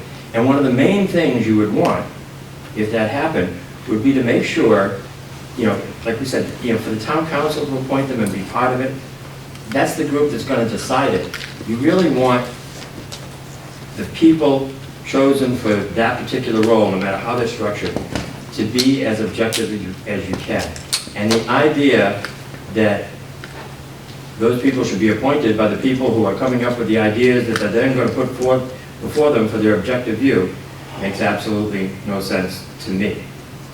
I've heard a lot of conversations during all these debates, and I can tell it's an election year for the moderator, because in 45 years that I've been involved in town government, I have never, ever, once, not once, in 45 years, heard a proposal to change the appointment of the Finance Committee, or that it was a danger going forward. And I realize everybody says, it's not you, it's the position. And I'm like, yeah, right. But as we go forward, I had a good conversation with Janie when she was following up on some things, and she really brought a few things into light to me to help me understand, what some of the people are talking about. And when they worry that the Finance Committee might be, it's too powerful for one person to appoint the Finance Committee, I just have a real problem following that. How else would you appoint an objective group of people to review what the Board of Selectmen, the Planning Board, and all the others do? When we have an article up for, a planning article up for town meeting, the first thing, the FinCom has to recommend it, but the first thing I have to do as moderator is turn and get a report from the Planning Board and give the Planning Board the opportunity to issue their report and say anything they want, about that. People are worried about that because they're worried about politics, not because they're worried about the real form of government. Never has this been an issue until now. I've been through, I don't know how many moderators. It's never been an issue. If we stay with town meeting, then you have to deal with what to do with the Finance Committee. But I thank these people. I've appointed every one of these people, to the FinCom, and they've all done a great job. It's maybe some of the, uproar is caused by the people that I haven't appointed, more than caused by the people that I have appointed. If you change the form of government, then you won't have to worry about this problem. If you keep town meeting, then I strongly urge you to keep an independent finance committee. If people don't like what I have done or don't like what the finance committee has done, I'm sure they'll let me know in April. And I'm sure they'll take the opportunity to do whatever, because believe me, this whole thing about complaining is not going on because it's suddenly coming up. It's because somebody has a goal in mind and that's where they're going to get to. I just urge you not to mess with the independence of the FinCom. The only way it's survived, and I really believe the only way the town has survived in the last 25 to 30 years, is having an active, independent finance committee that did not have to rely on the people whose budgets it was reviewing in order to remain on the committee. I think that's a key component. And I would point out that the moderator has no budget and no money, and and not nearly as much power as everybody seems to think. I am awash and in the glow of my newly found discovered power. I hadn't realized I was apparently the most powerful person on earth. But Just in town. yeah, well, that's her. So I urge you strongly to consider going forward the independence of the Finance Committee, and if we can change their role, if we can find a way to not force them to be reviewing budgets in the detail that they are, they shouldn't be coming up with a 5-year plan. They should be presented with a 5-year plan. They shouldn't be initiating the policy. They should be reviewing the policy. If you can come up with a system to allow them to do that, they and I and the townspeople would thank you very much. Thank you. And Go ahead. to go back to your original question on how does the finance committee, Question was, how does the finance committee get to be where they are if there's no more moderator? I mean, what if it was a self-sustaining body? We have a chair that rotates. What if whoever is the chair, when there's an opening, appoints a new member? And we could prescribe a certain procedure for that and a list of qualifications, and that would help maintain the independence of the finance committee. It's interesting. And Bill's point about, when you asked me earlier, who would appoint the members of the finance committee if it were the town council, and I thought, well, the town council, but Bill's point about the members of the finance committee not being beholden to those who are presenting, to those whose budgets they're making judgments on, is a very strong point. And have we ever visited the question why there's so much apathy from the town? Is it, as Meetings don't have enough pizzazz. But is it, besides the meetings not having enough pizzazz, is it because the information isn't available for me to go on the website a week from now to get that packet that we've all asked to be on the digital display? Is it that kind of stuff, that the information just isn't readily available for a townsperson to review at their leisure? Mr. Chairman? I don't think that's the issue. I think the issue is, it's not the most fun stuff for most people. Football's on 3 nights a week. We get lives and our kids and people have families and friends and activities that they would much rather participate in than this thing. And then, town meeting rolls around and there's a sense of obligation for a few, what I'll call a few, compared to how many show up as how many live here. And they they come out, but, you know, to follow all this stuff is tedious regardless.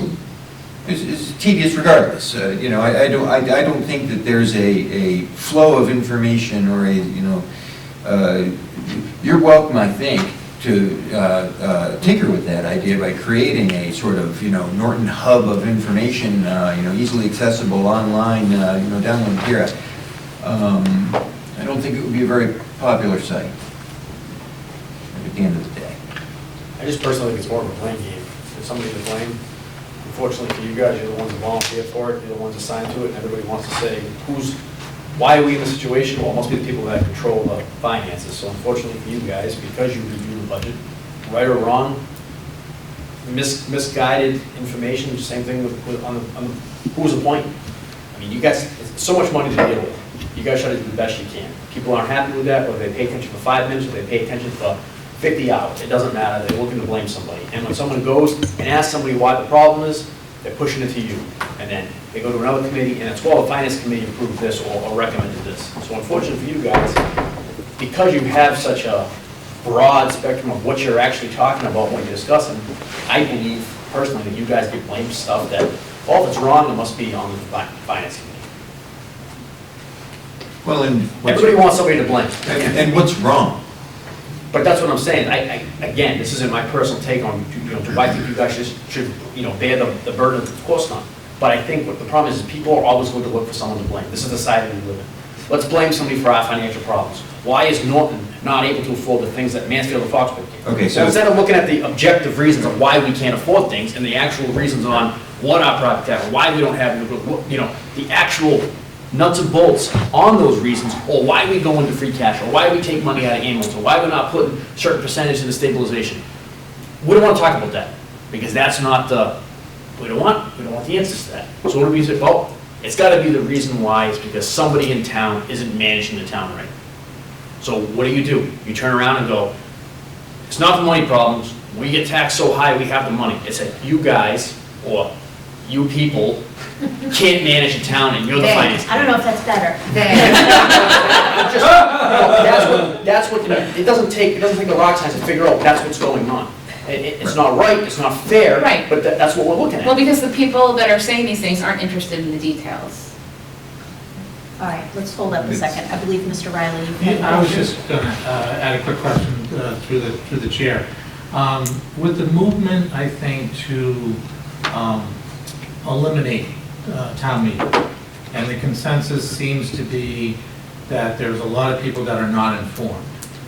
I think we need to give credit to the people that do show up. So if you have 125 people, 250 people, 500 people, those people that show up, they want to try and be informed as best they can. They want to try and make good decisions for the town. I am very impressed with the talent that is on the FinCom committee. I'm impressed with the generosity. I'm just impressed with the kindness of giving up all this time from your families to spend on this, and I think FinCom really is trying to do what's best for the town.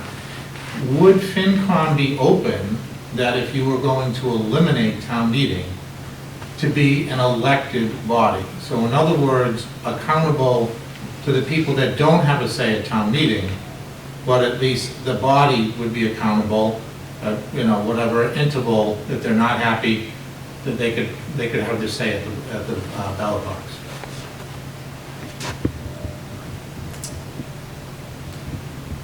I wonder if making it an elected position, if you're hoping to maintain a large body of 11 members, creates a little bit of a barrier to entry for a lot of people who go, I don't want to bother with that. I file paperwork for that, you know.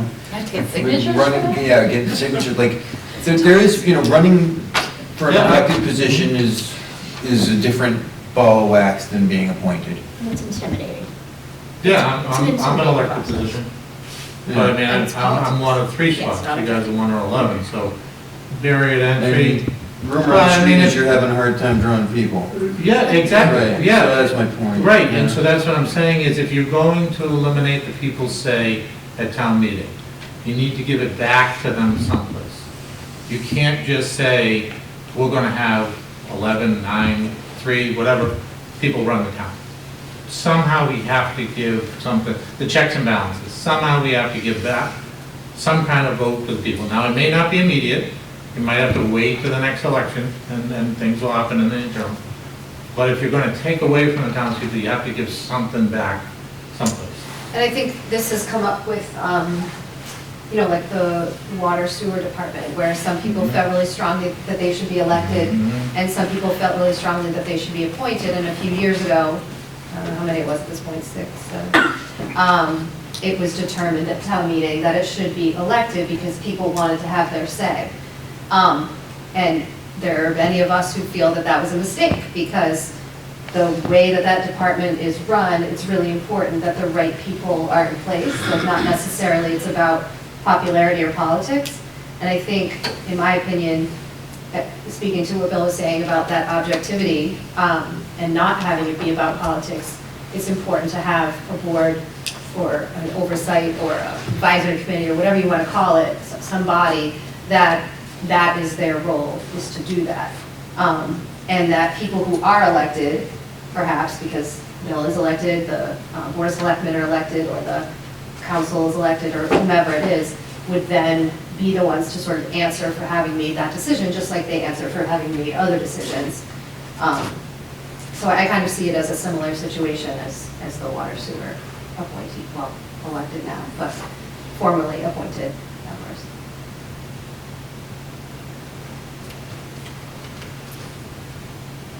Okay. All right.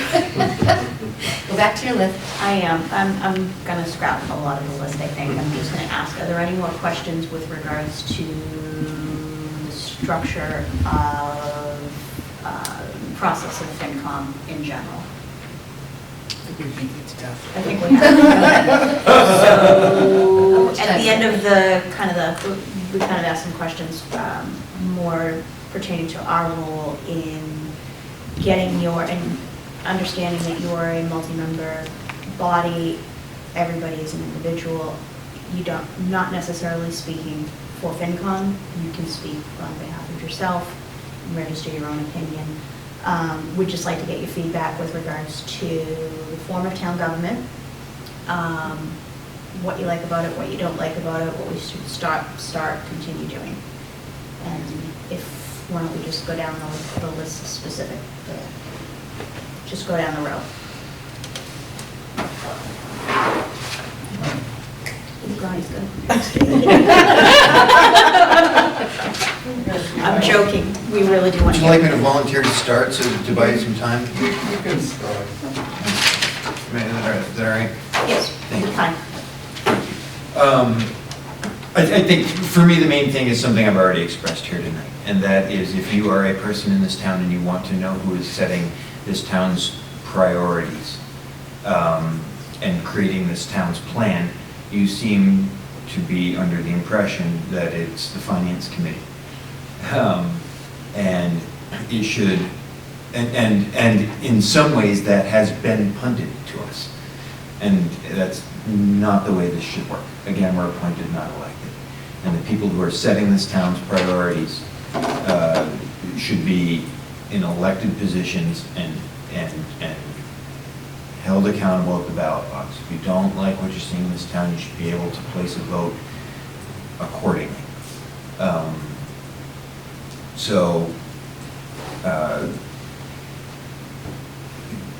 The Finance Committee is, I think, should really function as a sanity check and a little bit of a just kind of general overseer and a last approval.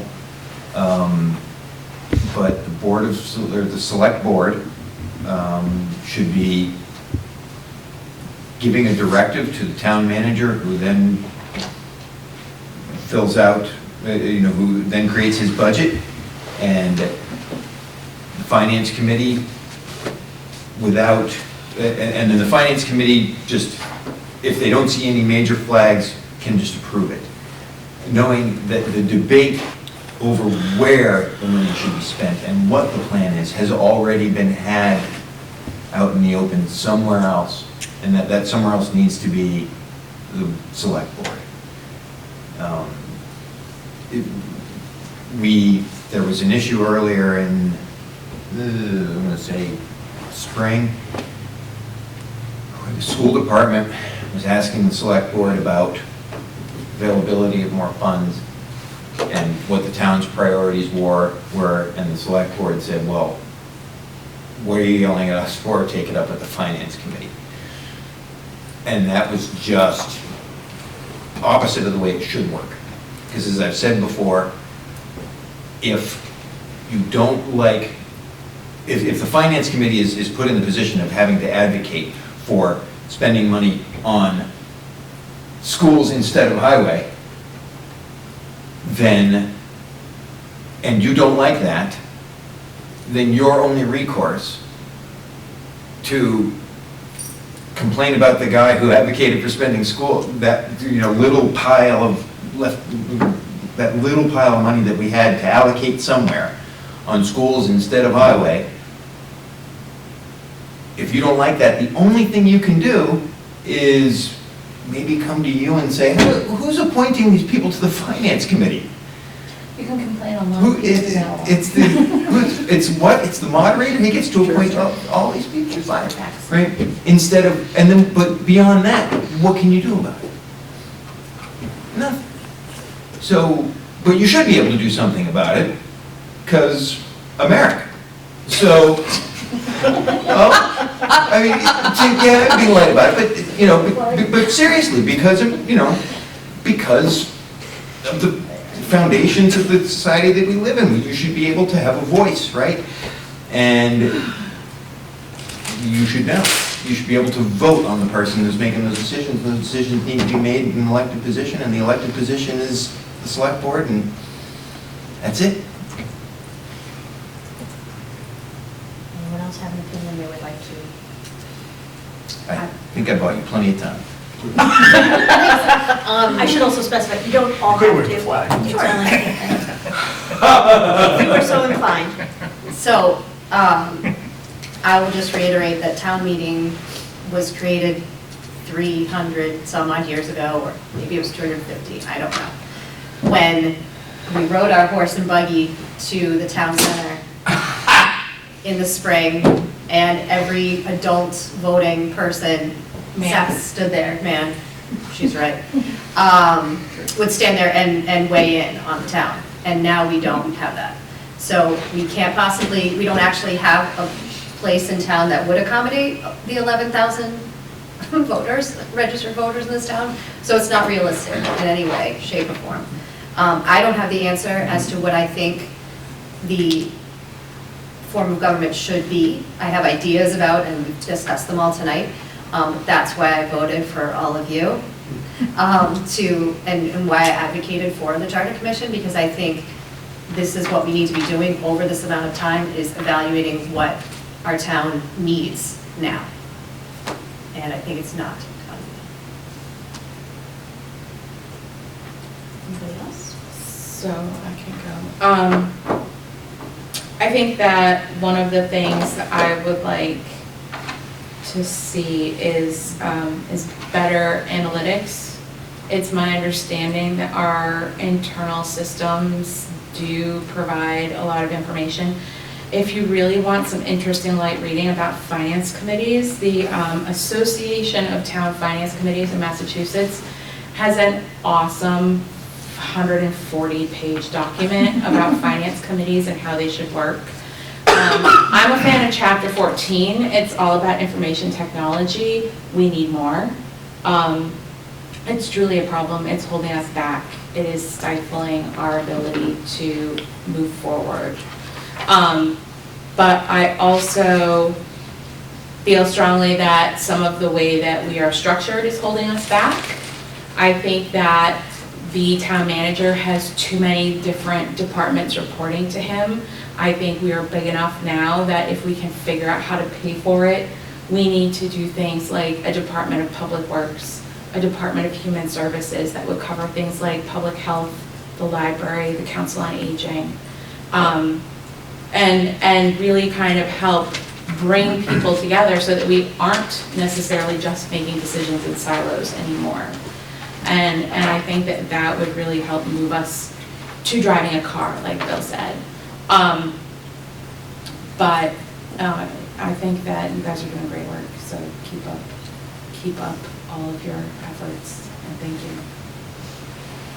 So just when you're talking about the information technology, that's Mm-hmm. another thing that along with the finance committee, we've heard over and over and Yes. over again to,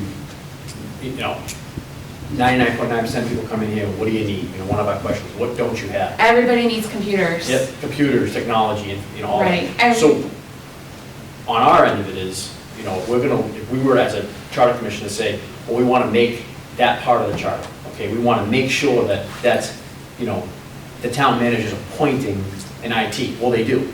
But again, it goes back to finances. We have a, Well, so it's my opinion that we should manage our technology like we manage our capital. We should have a complete list of everything and its age. And every year, we should be accounting in our capital budget for the swap out of X number of devices, whether they're computers, smart boards, giant printers, color printer, whatever it is. And I'm sure there is technology in different departments, I don't even know what it is.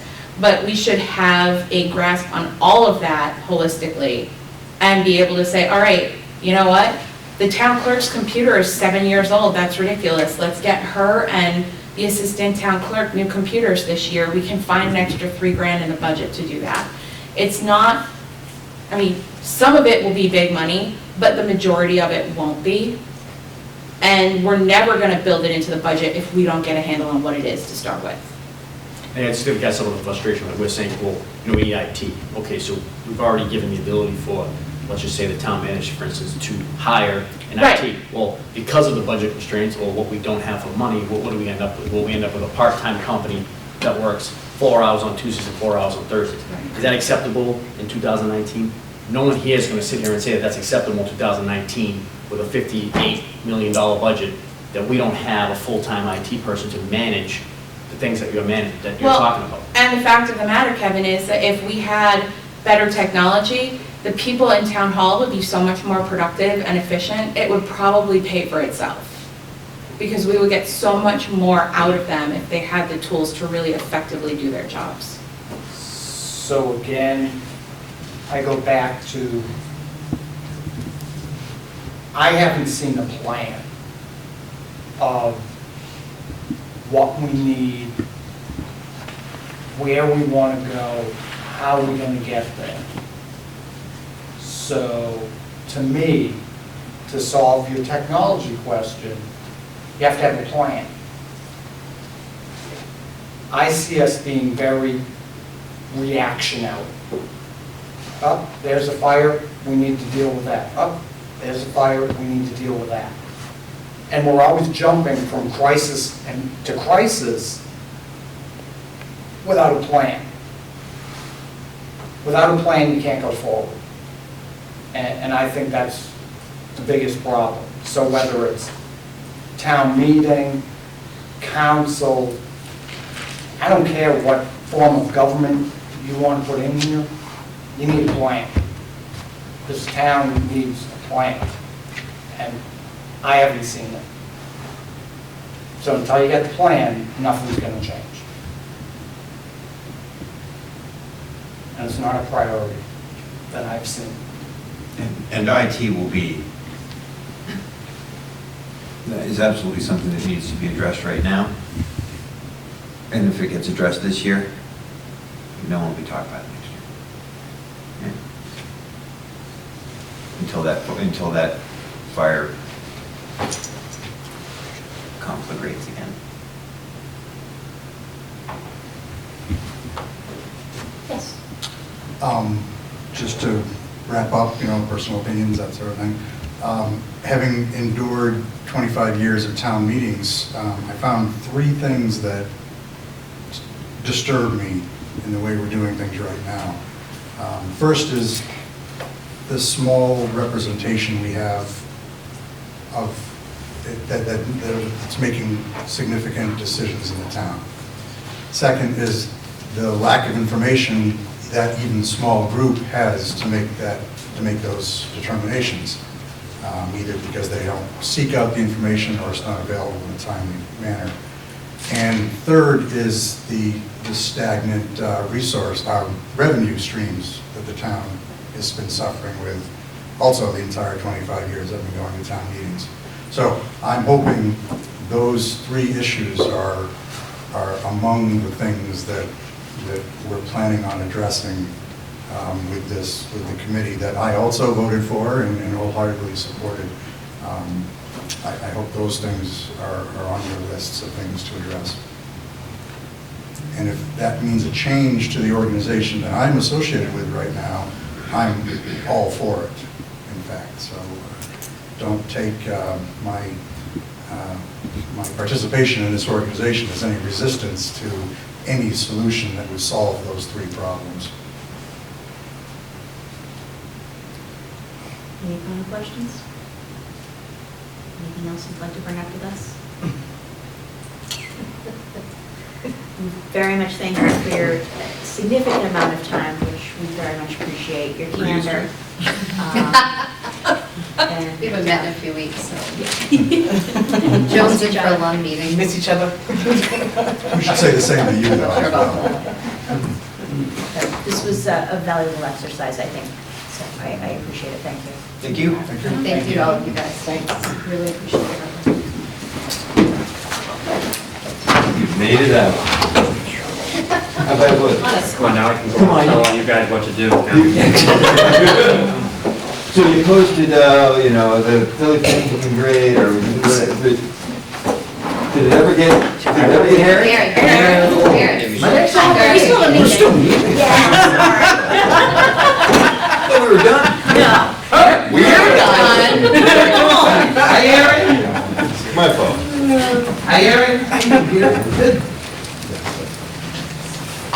Okay, we have next on the agenda, acceptance of the prior meeting minutes, and the clerk would actually like to have a discussion as to when we get into taking votes specifically, how we want the votes, the record documented, and whether we want to specifically just state how the vote came out. It was 8-1. Do we want it to specifically state who has voted in favor of versus against and/or abstained? And So if you look at November 7th minutes, for example, in 5, when we talked about the remote, we took the remote participation vote, and then also when we took a vote on accepting the minutes on November 4th, we had an abstention. So I just followed in here what Board of Selectmen does for their minutes, but it's not required to list the no's and abstentions.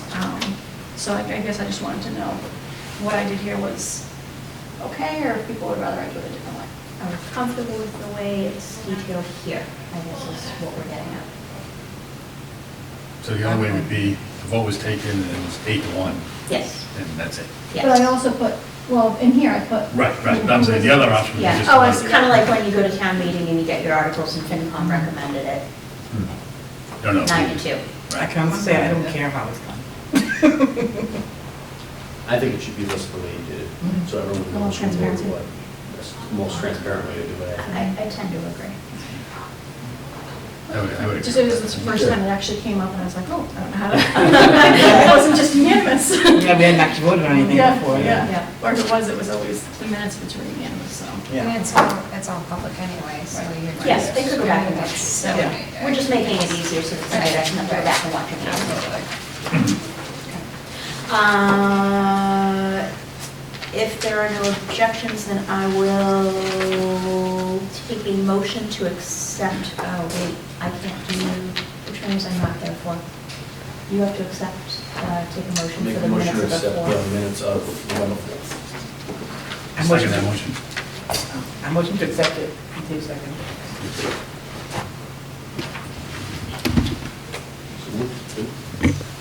All in favor? Aye. What's that? You have to actually sign those. We're all set on those. Okay, all right.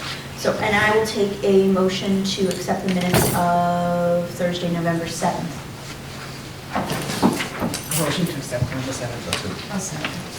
All in favor? Any further discussion? Okay, those are accepted. All right. Here.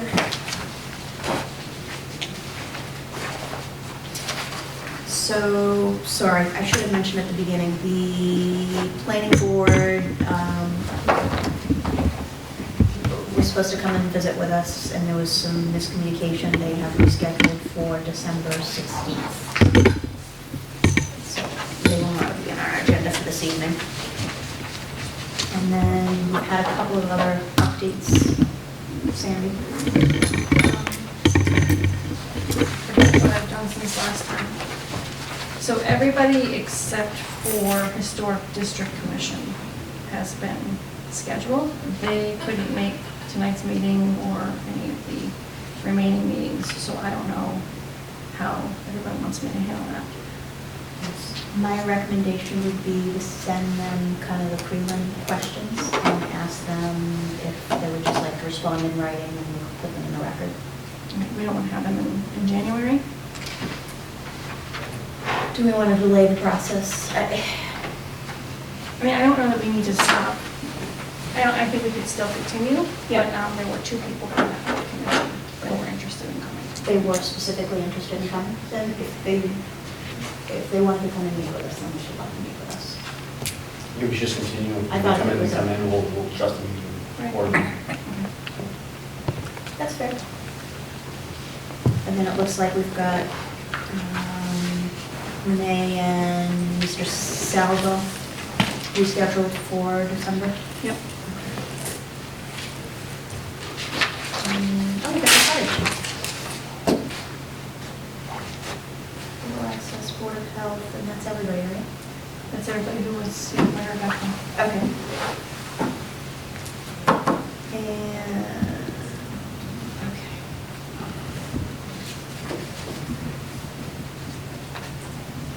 Like that. Okay. After last week's meeting, I was actually approached on a few different fronts by various people, all saying somewhat different things, but all kind of intending the same thing.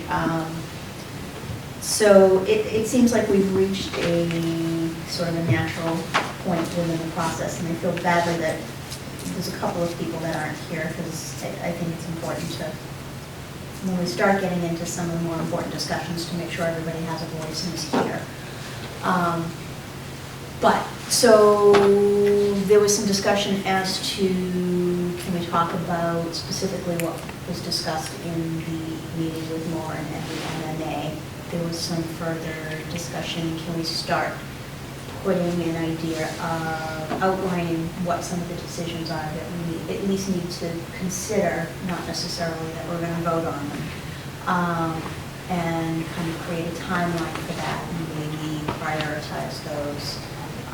I think combined with that, we should probably put a cap on the, I know we talked about ending the survey at the end of November. I did just check again today, we're still at 124, we haven't had a new one in weeks.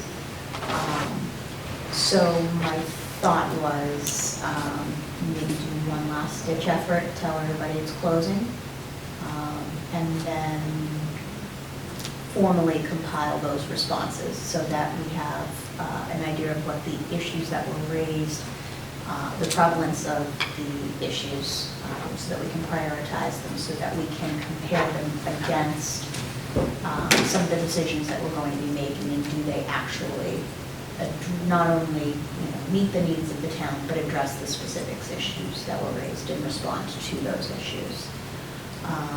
And so like I said, I had a few people come and approach me, and everybody was very adamant that nobody wanted to vote on anything, and that they weren't prepared to vote. But I think we seem to be in realm where we are comfortable expressing opinions on things that at least should be addressed. I think I'm comfortable stating that for everybody at this point. So I think what we want to do is next outline specifically what, the process should be and how we go about it. And I'm open to ideas. I don't want to be driving this bus. I think we need to have a discussion as a group as to what that process needs to look like. And like I said, I've kind of outlined, I think we need to have an idea of what everybody's at least thinking and being able to compare it with a list of the issues that have been raised, not only by the people that we've met with, but by the people that have filled out surveys as well. And see where we are. I'm not sure I fully understand what you're asking. I'm asking for, let's have a discussion as to what our next steps are going to be. And I think that involves probably outlining the decisions or the topics that we want to address. And I think that's compiling the list and kind of going through them and discussing them and probably ranking them and deciding in what order to take them. I think in some ways the order in which we asked questions last week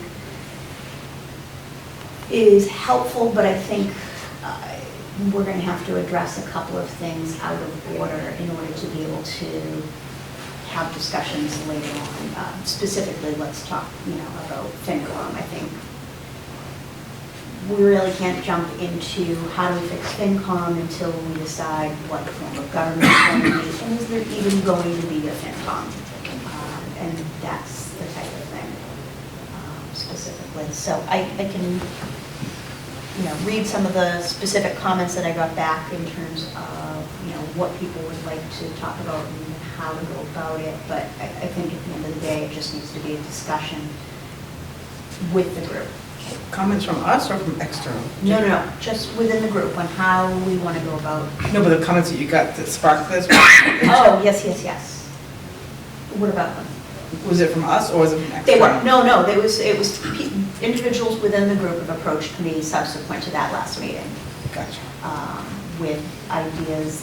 Basically, everybody seems, so at least of the people who have approached me, everybody seems to be ready to possibly at least start expressing some opinions, if not necessarily voting on anything yet. And I think specifically, we should probably start compiling a list. Yes. Well, I was just gonna say, I feel like at last week's meeting, there was a lot there, there's a lot that was said, there's a lot that I processed, and I was hoping to have a discussion about a few things that I heard, and I didn't know if other people heard the same thing. I don't really have a list kind of in mind, but I just felt like I heard some things, and I don't know if other people heard the same things I heard, and what they were thinking about those things. Okay.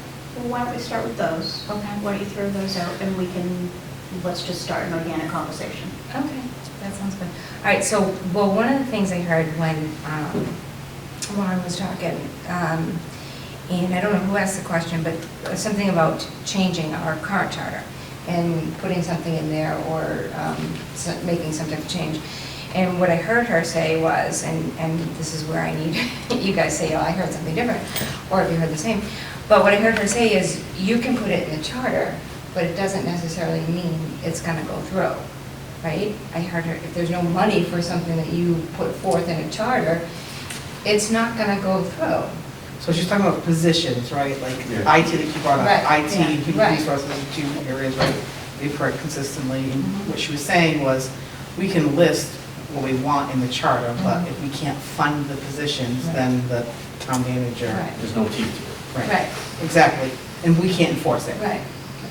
Which I was just kind of surprised if we're, talking about a human resource officer, or human resource office, for example. And I'm not, obviously I'm not talking about changing the town of government with this question, just more of changing this charter or putting things in that we think are important, that we've heard are important, that we want to put in, doesn't really necessarily have to get done.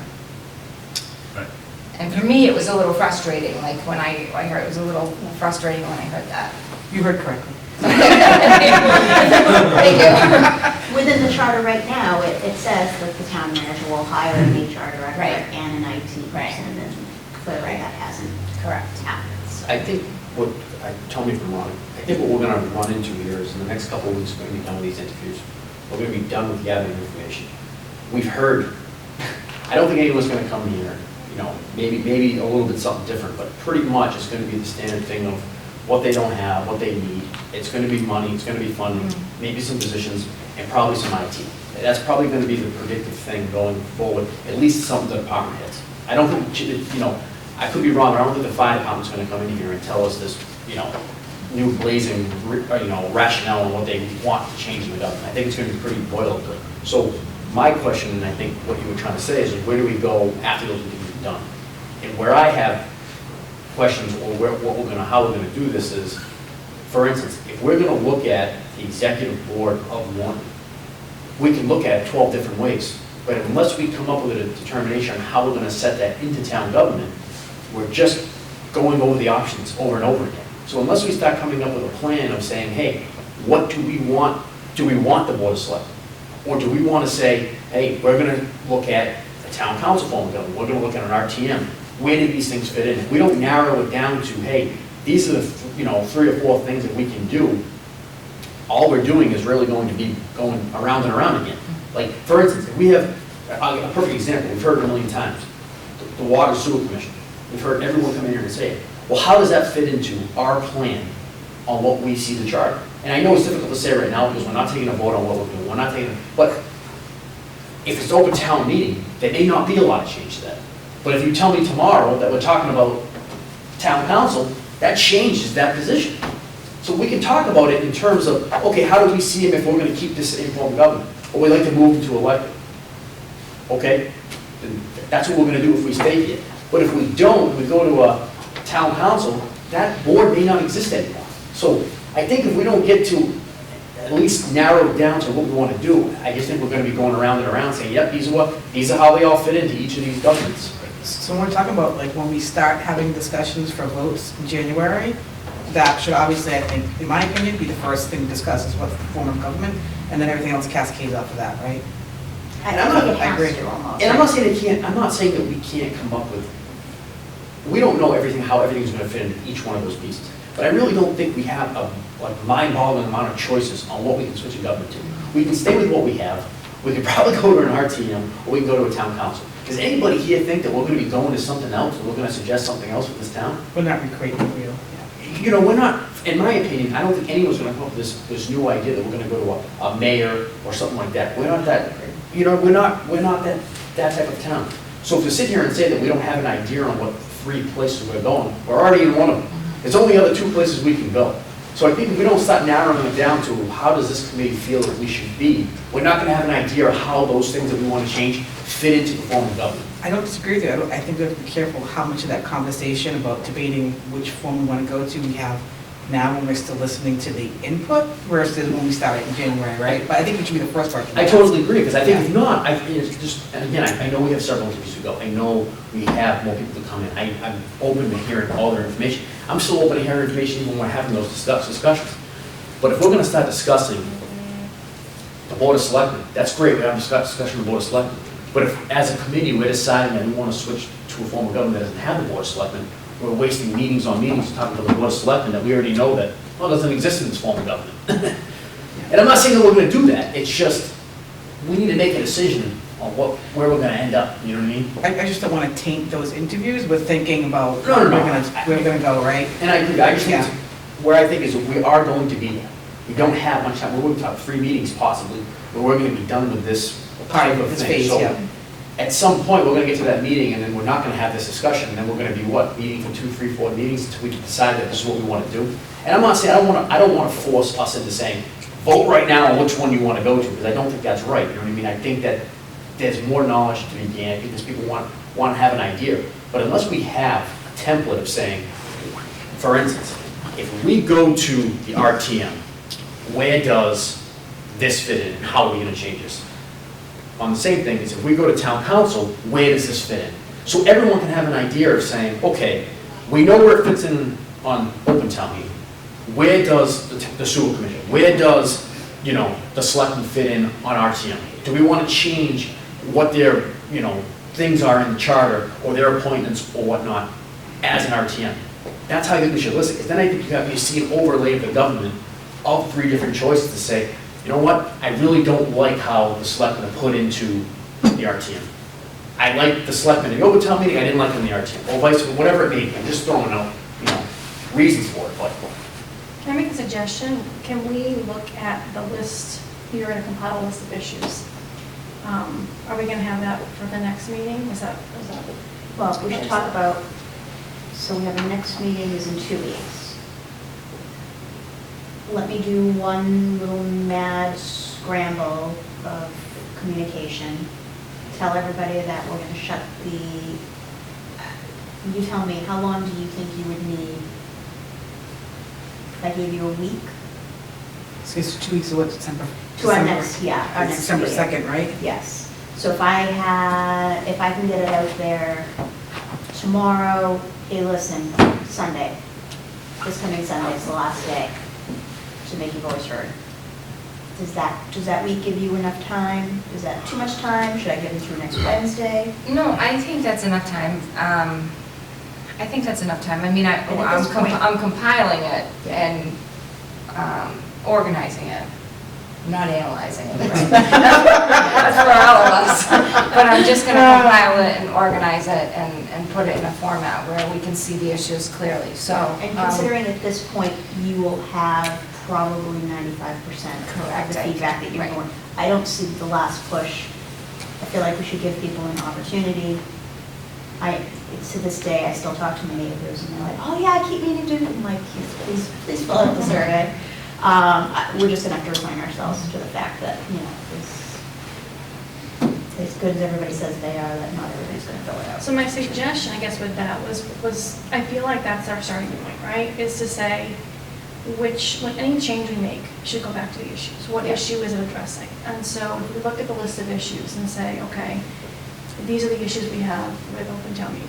Can we resolve any of those within open town meeting? Are any of those resolved with RTM? Are any of those resolved with town council? Sort of How looking at many it of from, them? right, an objective sort of standpoint in terms of what addresses our issues. And ideally, you know, it's a good point in doing it that way, then they should really answer themselves. If we are committed to addressing, responding to as many of the issues that we can. Just one thing, I know what, I don't want to be like taboo here, but I understand that everybody wants to kind of be objective and get information on all that stuff, but in the same token, this is just me personally.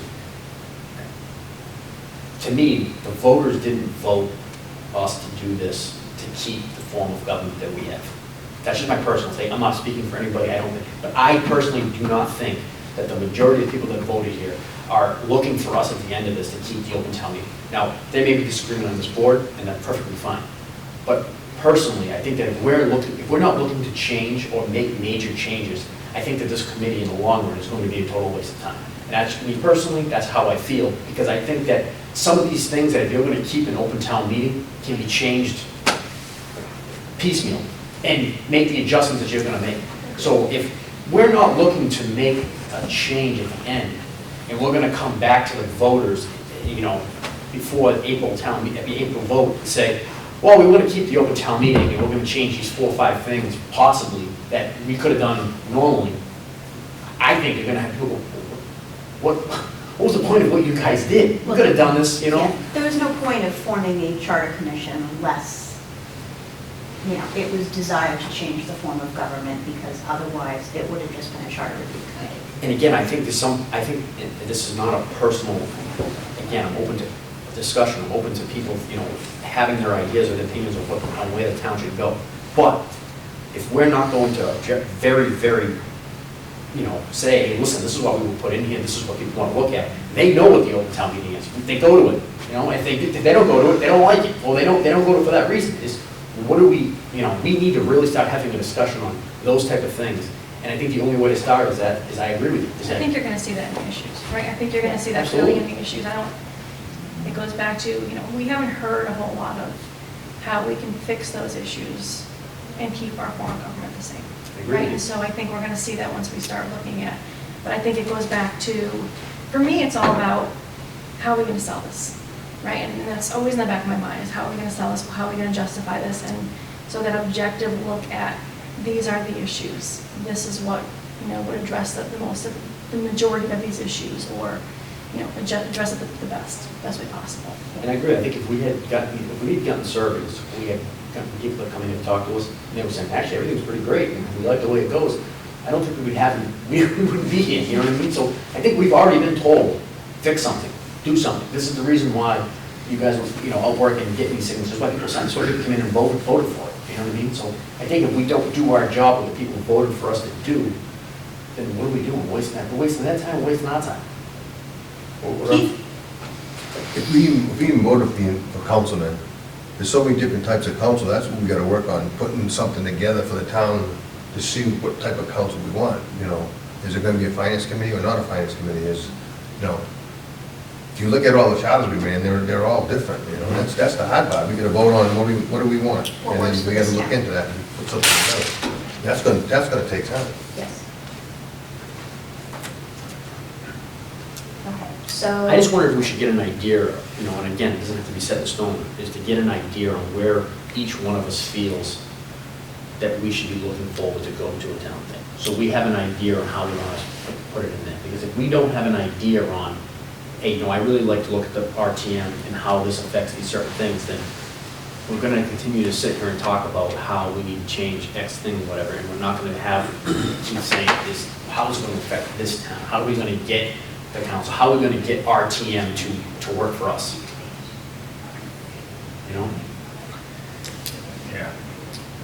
Yeah, I think it's a tough call, because we haven't had everybody in yet, but I'm on the same page as I think Keith and Kevin is, in the sense of, I think tonight's meeting, for example, if we knew where we were kind of going, it would have been more productive. Now, I understand why we haven't made that call, so that's not a criticism or anything else, this is the way the process is working. But, we kind of beat around the bush, and, how would you envision the finance committee working in a town council structure? I mean, we need to be asking them, this is what we're thinking. Yeah. And, what do you see as the pluses and minuses of that? We can't have that discussion because we don't know where we. Right. My feeling is that once we get to those points and we do have to work on the practicalities of our decisions, it could benefit us to have those folks back and say, workshop this with us, here's what we're thinking, theoretically, does this work? It doesn't exactly, I literally was going to say exactly, like some of these committees, whether it be elected or appointed, are going to have to come back in here. Yes. After we narrow down what we want to do as a commission. I actually think we may because they've been so gracious to come to us, I think at some point, we're going to have to, we're not meeting enough, we're probably going to have to form subcommittees where one or two folks attend their meeting, go to their meetings and start bouncing things off of them and report back to us. I think, like, a perfect example of that, because we've heard a million times, DPW, okay? Well, I think we're going to have to talk to the town manager if we were to say that we're going to suggest having a DPW. Well, how is that going to work? I think that's when we need to go back and say, this is the form of government we're thinking about going to. This is why we want to go to DPW. What do you see as a overall thing? Because you're the person here. If it changes and he's not the person here in 3 years, then that person will know what to do because it's outlined in the charter. But if we have the discussion with him about, the DPW, I think his question to us is, well, are we staying with what we're staying with? Are we doing it at the town meeting, or are we doing it, like, who's going to be? You can do DPW with any of the forms of government. I don't think that has anything to do with what form we choose. Well, I think, a DPW, the streets. It might in terms of who's Exactly. the body that would be like your, if you want a water sewer commission still. or if you want Board of Selectmen to act as them, or if you want town council to be them, you know, be the, so the board that reports to the DPW would be the piece that would tie into the town form of government. If the selectmen are the overseer of roads and highways, right, Keith? Right, Yeah. you're the one who goes to them and talks to them. Yes, the road commissioners. If DPW is enforced and you keep as a selectman, well, then that's where it's envisioned to go, is that the selectmen still oversee the DPW as the roads. But if you turn around and change the game on me and say, well, we're going to town council, well, the selectmen don't exist anymore. So now who's the overseer of roads? Is it the town council or is it the town manager? So I think, Town manager. well, that's what I'm saying, is now we can go to the town manager with DPW. I think the question's gonna ask us, well, okay, but where do you see the DPW fitting in? You see the DPW fitting in as an open town meeting, because that can work. You just need to outline who they're gonna be answering to for roads and highways. But if you see as a town council, I'm gonna be the one answering to it. So my position may change on those certain things. So I think if we just go in there and say, hey, let's go with the DPW, that's great. But unless we narrow it down, it's gonna be tough to ask somebody like a town manager, hey, how do you see this working? But why would I want to ask him that? I want to tell him what we don't want to do. I don't want to necessarily. But if you, But I think for input, I think It is input, right? if you make it a it's gonna DPW, be his oversight. Maybe. if you made it a DPW and the town couldn't afford it, but they got to vote it in, it's still gonna be, it'll be in here, but it'll still be Yeah. water department and highway, because they can't afford engineer directly, you know? And I don't see it, It would be in there. Right. But if we wouldn't were be to filled. move to another form of council, that changes the whole game, Yeah. right? I mean, because that's kind of what I heard last week in terms of, you can make changes to this, but it's not necessarily going to happen, and probably not. But, I don't know. I think the town council would change, because that's not like the money. So I think that has to weigh into too, who you choose to be elected versus who you choose to be appointed, because you should elect people who are going to be responsible for upholding what we put in here. So you can say, if you're not doing what's in the charter, then I'm going to elect you out. well, I'm not saying, and again, Denise, I think, just my confusion, I don't, when I say like asking the town manager, I don't mean the actual like units. I meant the position itself is if we're all of a sudden just, for instance, gonna move to a DPW as a former town council, is the town manager now responsible for the oversight of the roads, or is it town council? So what I'm saying is, when you ask a question like that, it changes 3 different ways depending on which form of government you're gonna go on. Yeah, for me, for my opinion, I would rather get the input from the highway department and the water department and see where they think it should go versus the town manager, right? I think what Kevin's point is, Yeah. you can't sit down with the town, you can't sit down with anybody, really, and say, what, I'm thinking of these 3 different ideas, and what do you think of these 3 ideas, Mike? Because he's not going to answer that question. You want to Doesn't everybody agree that that's the first decision? I think I'm going in circles here. Doesn't everybody agree that the first decision we have to make is what form of government? Yeah, you have to work that out. I think we're going with that, yeah. So I Absolutely. think that's kind of what we keep circling back to. Oh, So I absolutely. guess the question would be, when do we start having that discussion and giving our opinions and giving our feedback as to which of us, that's kind of what the input you've gotten, right? Is, can we start discussing that now, or are we waiting until January? Wait till January. Wait till everybody's. Yeah, I mean, I'll be transparent and say that I don't think town meeting works, but which other form of government we go to, I've not decided yet, and I want to be open-minded still with the remaining interviews coming up and not go into it thinking, all right, I want to go to town council, so I'm going to ask you questions that are guided towards town council kinds of forms of government, because that may not end up being where we go. Yeah, I think it's just, and I understand, I totally understand where you're coming from. The only drawback to that is, tonight was, in my opinion, a great example. If we sort of knew where we were going, 100%. we could have asked the questions, we could have, I think it would have been more productive. Not to say it wasn't productive, but I think it could have been more productive, because we asked them a lot of what-ifs. Here, what I think worked tonight is to demonstrate why this form of government that we presently have doesn't work. I think tonight was a good example of things are broken. We need to take a step back and look at those changes, and this is a good, so when we get to the point where we're selling our plan and they ask us why, we can point to specifically this meeting and say, you've got to listen to the responses of all of the people that we heard from, and as the rationale. So I guess my suggestion of the issues was sort of a compromise, right? We're not, maybe we don't give necessarily opinions at this point. We don't talk about which one we're heading towards, but can we, at least since we're gonna have that list of issues, can we start looking at that and talking about, okay, how do the different forms of government fit into that? And then still wait until January to have the serious conversation. It was just, suggestion of a compromise. I don't know how you feel about that. David, just to go on what you were saying too, like, the other difficult thing I have with this is, I totally agree with what you're saying. Like, it would have been very productive if we were able to say to them, well, if we were doing this, and this would be eliminated, how would you feel about it? Totally. Then, well, not even say how do you feel about it, how does it, how does it work? And, In you know, fact, and what is your input? And it just, in my opinion, and again, this is just my personal opinion, is if we ask those same questions in the form of an RTM, where are we really different? Still a moderator, we still have a FinCom, we really are not changing their ability to get information because you're running the government the same way. The only real difference you're doing with RTM, now again, this isn't a plug for any which way, but all I'm saying is if we form the questions to them in the RTM, the only difference is they're taking that information, they're still making the same recommendations, and instead of 147 people of the town showing up, you've now elected 130 people to maybe get information, but as they're saying, the information's not coming down the pipe quick enough. So now you still have maybe 130 people that are just as uninformed as they are. So it doesn't change their position on what they are doing. It doesn't change Bill's position as a moderator.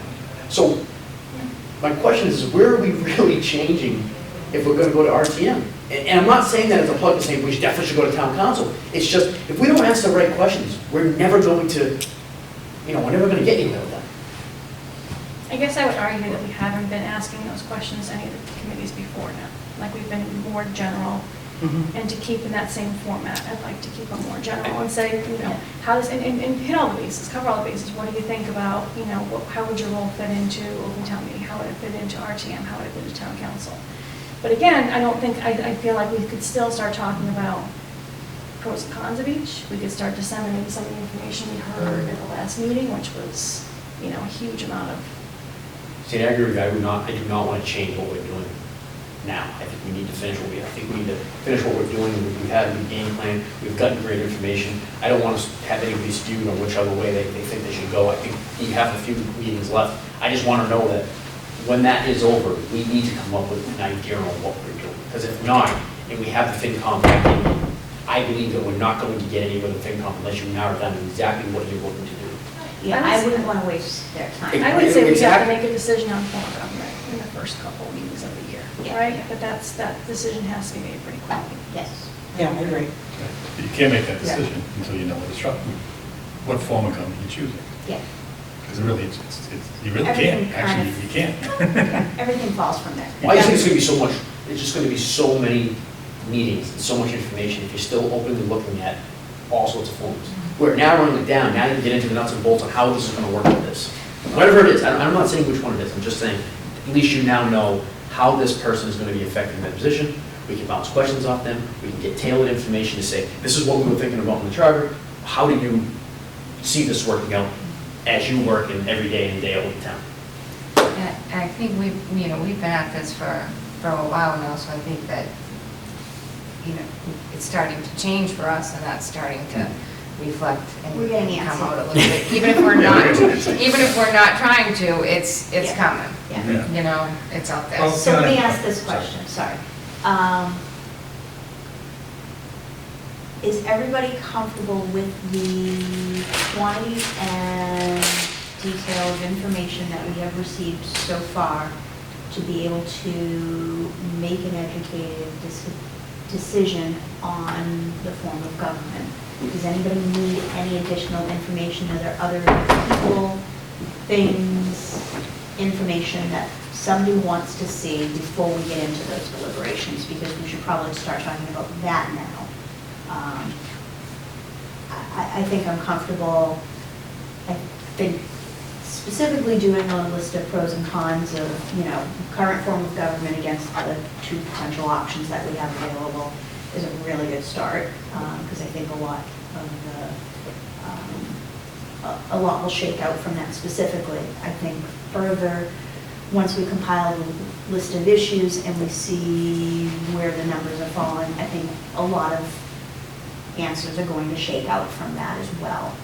But does anybody not feel that they would be prepared to have a conversation for this January 1st? No, it's not. I mean, we're missing some folks here, but. Yes. Yeah. With the understanding there are still people that deserve to be heard, and, you know, we definitely want to hear from. But at least on that particular topic, we're comfortable. Yep. Okay, good. Yeah, and I think, I have no idea what anyone's going to propose or whatnot, but, you know, Keith may disagree with me or vice versa. He may That's decide, good. right. That's good. And then we have to like resolve that, I think. You know, I mean, we have to, Yeah. Understand the we why. have to understand why, right? Yes. This is going to open up more. I don't think that's a, and I agree, I don't think that's a one-time meeting. I don't think we're Oh, going to absolutely make her not. walk in and go, No, absolutely. here we go. I think we're, I agree with you. I think If we're we all gonna agree, have- I'll be I'd be shocked. shocked. But I think if we have a different opinion, you can, I think what Bonnie was saying, like, having that ability to talk about why you see it that way and the reasons behind it, I think may say to somebody, oh, I understand what they're saying. Or even if it doesn't, and it doesn't sway what we actually do, it at least brings up some of the things we want to address in the form of government that we're looking at.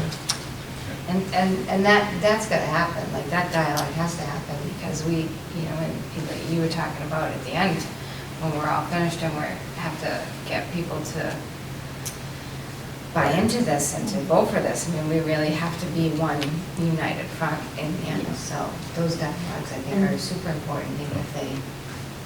I see that as Right. being, you know, probably the most amount of work that we're going to have to do is how do we present this to the town, so that, you know, we can sell it. Yeah. All right, I don't want to jump away from Janie. Janie, were there other things from the meeting last week that you wanted to specifically bring up? It was a lot there. Just for me, like I said, without, you know, spilling my pot of beans, I guess, I was disheartened when you know, talking about like changing our charter and putting things in our charter and what wouldn't get done, and I don't know. I just feel like I felt a little disheartened by it a little bit, and I feel like it kind of made me stop and think what really is going to be best in terms of some of these issues and some of these changes, and where we go from here. And I think where I was going is where the conversation is that we just had. Yeah, I think when it comes to money, I think as we work out the processes and the practicality of the decisions we make, if we have an opportunity to find ways of, you know, either achieving economies of scale or outright saving money. You know, I think somebody was looking into, you know, the cost of an engineer versus what we're paying to outsource that now. You know, if we can show that there's, you know, no, net add to the budget, but we can still achieve, you know, we can at least give them the guide I think to get there. That's the idea behind consolidating departments too, right? The Yeah. DPW also. Economies of other- scale, yeah. And then that's, or even like a finance director. I think we have to think about things that we can put into the charter. I mean, even Bridgewater said right now, their DPW is in name only, which is a little disheartening, right? But at least they have that in the charter, so that then when they have the money, There's a cap. right, when they have the money, they can then create that position and then they can have it in there. Well, I think to your point too is, this also goes with what you're saying, is if, just for instance, DPW, when you're able to hire an engineer, if we're able to show that it is a net, you know, look, this is what was paying out to engineers from the water department. This is the amount that it would cost average to hire an engineer to be in charge of DPW. I think that even if it doesn't happen right away, it's the selling point of going to the town and saying, this is why we're doing this. You know what I mean? We understand that this may take a little while to implement, but we're getting it in the charter for these reasons. And I think that's a good point to say, well, it's not just, well, we're just hiring to hire, or we're just hiring a position to hire a position because everybody says we need an engineer. It's, look, this is not only makes financial sense, if it does, we're also consolidating departments. And I think that's an ability to say, that's a perfect example of what our job is to do. And I think that's easier to sell and to enforce and to push forward than it is to just to say, we want an HR person, we want an IT person. Like those individual positions, throwing them in the charter, I mean, we could certainly decide if if having it in there might motivate people, if that's a good thing or not. But the reality is, it doesn't even need to be in there for us to hire the person, right? But we have to have, if you want a DPW, you have to put that in the charter. If you want a finance director, you have to put that in the charter. So those things that, that have to go in the charter, I think we should really start looking at first, and then other pieces can maybe. Right. I think it's more structural. Yeah. You're talking about. What's the structure? Right. Like hiring an IT person, to me, that's not the structure. Right. That's a department within a structure, but that's not the structure. So Yeah. those are the things I think we have more influence on. But is if the we can structure. find a way, if there's some way we can consolidate departments where, we can achieve economy of scale or some. Well, I mean, Kevin had a thing when he talked about, if we have the numbers, it supports the argument. Yes. I mean, so from a marketing perspective, I think that on there. You just can't put departments together, number one, because of unions. You're gonna have the unions gonna be fighting back and forth. It'll take, I bet, if we made DPW, probably take 2 years to even get them together, because it's gonna be, I ain't doing that. Yeah, no, and I agree, but if we don't start. No, I know. Yeah, if we don't start We now. have to lay the path. But if we got an engineer still, like you said, a director, engineer, even though there were two different departments, at least we had somebody in that can do the peer reviews once. So we've had people come in and say, well, we should have got DPW 25 years ago. Well, Or 30 years ago. yeah. So, I mean, we're in the same, and again, am I expecting that if we all of a sudden decide as a group that we want a DPW in the charter, that starting July 1st of the year that we voted in, all of a sudden we're going to be, I do not believe that. And if anybody here believes that that's going to happen in this town that fast, it's just not going to happen. But if it happens in 3 years, because of the path, the groundwork we laid to allow this to transpire without having to go back and change charters and go to town meetings and have votes and all this other stuff, I think we did our job. And I'm not saying whether it be money or not, I just don't want all of us to look at it and go, well, we should really do that, but it's going to cost too much money. I think that if we lay the groundwork and allow the money to, if it doesn't work now, it may work in a few years, we shouldn't be looking at finances just because it's not a good decision in the town. I think that's why DPW hasn't been created in 30 years, because nobody wanted to approach the money side and how they were going to hire an engineer. So let me ask a question. This conversation coupled with the conversation about how we are horrible at planning in this town, which I completely agree with, that we're firefighters, we're not planners, right? Could we put like in our transitional plan for this charter commission to say, we've created an HR, we created IT, we created, DPW, understand that we may not have funds for that day one of this charter, here's the priority list of where we should invest when the money becomes available. We should get this one first, that, like, based on risk and need. Can we do that in like that transitional plan? Like we can put whatever we want. I just don't know if that's dangerous to Is say that that. enforceable, right? I mean, Yeah. it's us saying, we're not the Just a priority recommendation. setters, right? Yeah, so the enforceability comes from, right, this is what the townspeople voted for, right? And so this is what the townspeople decided they want to do. And so that comes down to this whole elected versus appointed thing, right? You want to elect people that are going to have the power to kind of follow through with and enforce that, and then if they're not doing it, then you have the power to let them out. But I guess my question is, are we the policy setters in terms of the financial plan? Is that really what the role we want to perform? Do we want to say, Yeah, good question. this is a priority, IT is a priority over HR basis? I mean, is that really our role? In a perfect Yeah. example of that would be, let's just, for instance, and I know it's hypothetical, but let's say, I don't know, in a year, all of a sudden we end up getting a new assistant town manager that was an HR director before. Has now not become a priority, so HR was ahead of IT. Well, now you may have solved that problem with having an HR. Do you know what I'm saying? So, like, who are we to say that that's now the new priority list? Again, I'm just throwing a hypothetical, as I don't think that we should say, this needs to be priority one. I think that if things change and things are updated, we want the ability that you have the ability to appoint these. You don't have to go back to a vote or whatever it may be to get this position in here. And if you find the funds and/or it's feasible for the town to do, whether it be fiscally or responsibly, you can appoint this person to get us on the up and up. You know, what really flagged concern for me was, we've talked about HR, the need for it, and the risks around all that, immensely around these meetings, but in one of the guys that presented last week with Lauren, he did mention that the biggest source of litigation with towns are HR issues. Like 90% of their litigation issues are HR issues. That's a problem. But to play devil's advocate, what happens when, let's just say, our system gets hacked and somebody decides to hold the entire system?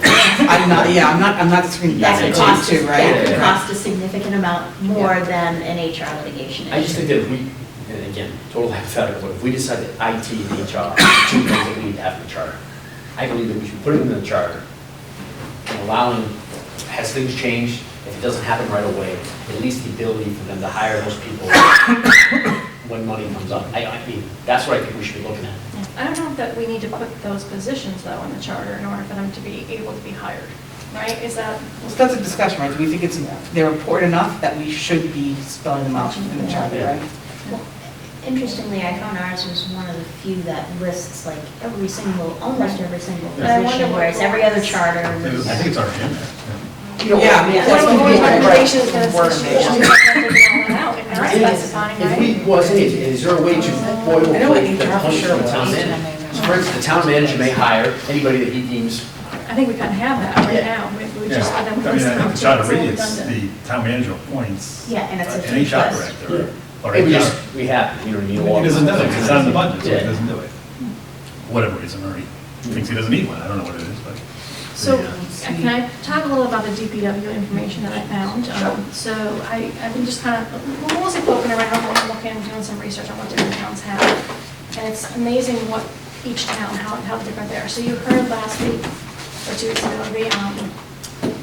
Foxborough has the engineer and a DPW director who happens to be an engineer. But I don't know that that's a requirement that the DPW director is They an have 2 engineer. engineers. They have 2 PEs, yeah, 2 professional engineers. I mean, the DPW director, I don't know that that's a requirement. He said they basically happen to be an engineer. Bridgewater was the one who said they had a DPW in name only. They don't have a DPW director. They do have a town engineer, though, I believe. I have to look back at my notes, but. And then there's like Plainville, who I was looking at to talk to, but their DPW director is not an engineer. And they don't have a town engineer.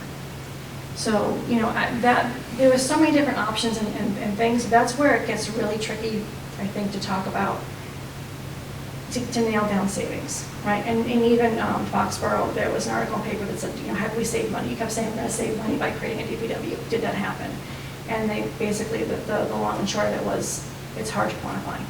And so I don't think we're going to be able to quantify that. I mean, you can look and see what we pay the outside engineer right now, and you can assume that some of that work could be done if we hired a town engineer, but certainly not all of it. And how do you quantify what pieces of it could be done?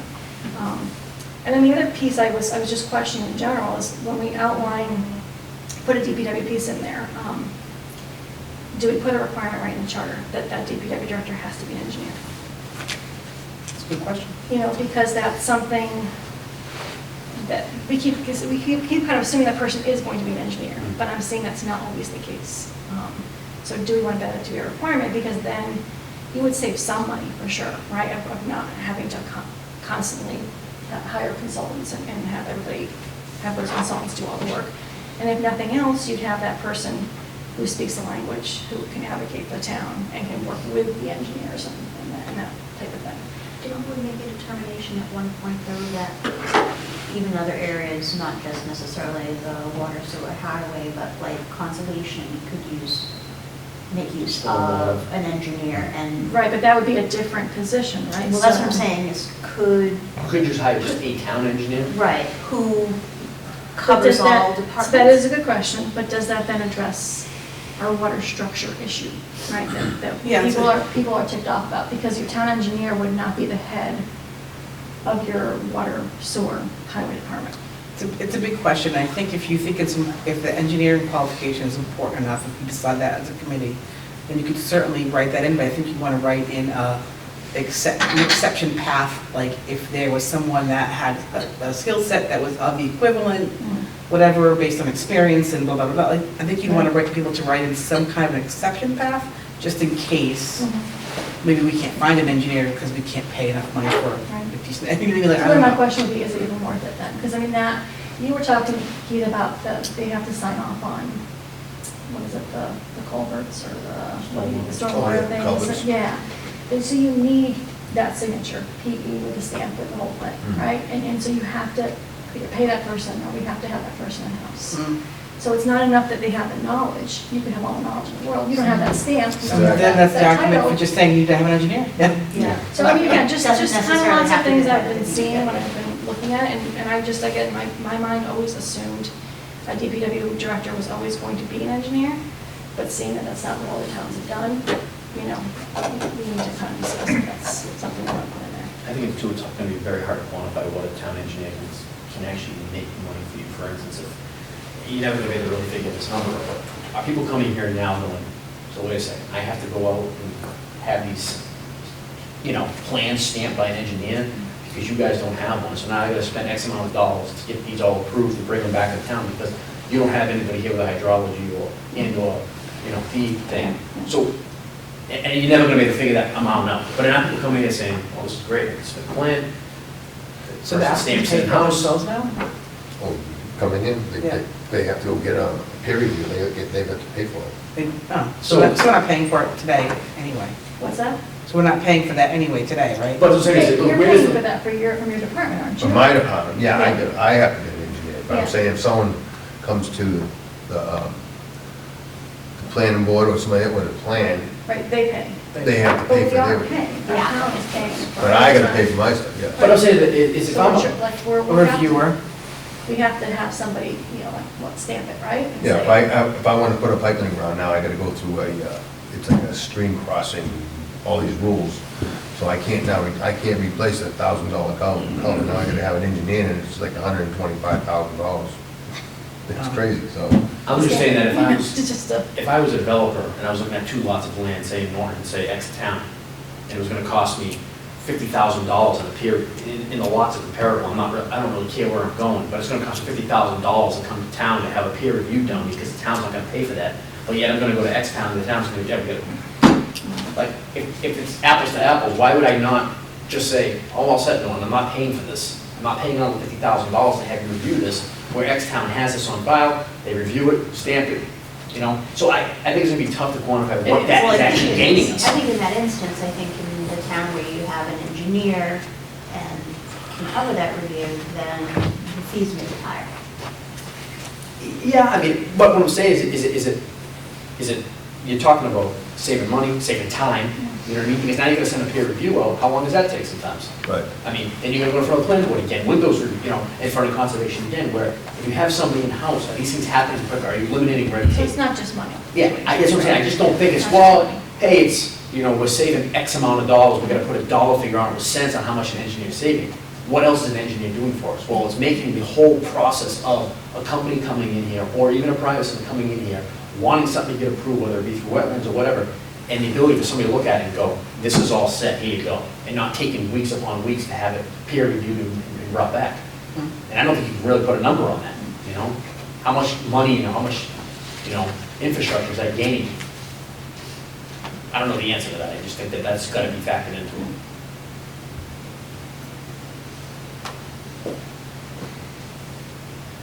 Anything else on the DPW front? No, I mean, I just keep poking around and seeing what's out there. I'm actually starting to look at charters, like specifically that piece of it, and see what the language looks like, because that's kind of what we have to decide, right, what's the language going to be? And obviously, we can't dictate, we're just setting the structure up, we can't dictate the specifics, but I also don't want to sell this as, this is going to be this great thing, and then when it happens, it's just a DPW in name, right? And it stays that way. I mean, obviously, if there's a plan in 2-3 years to move that away, that's fine, but I just seen, well, and look at, what was it, town? Was it Lookout, right? That just had the issue with their water. Yes. They have DPW. So again, DPW doesn't solve all of your, you know, political issues that come up with. That is a right, that's all.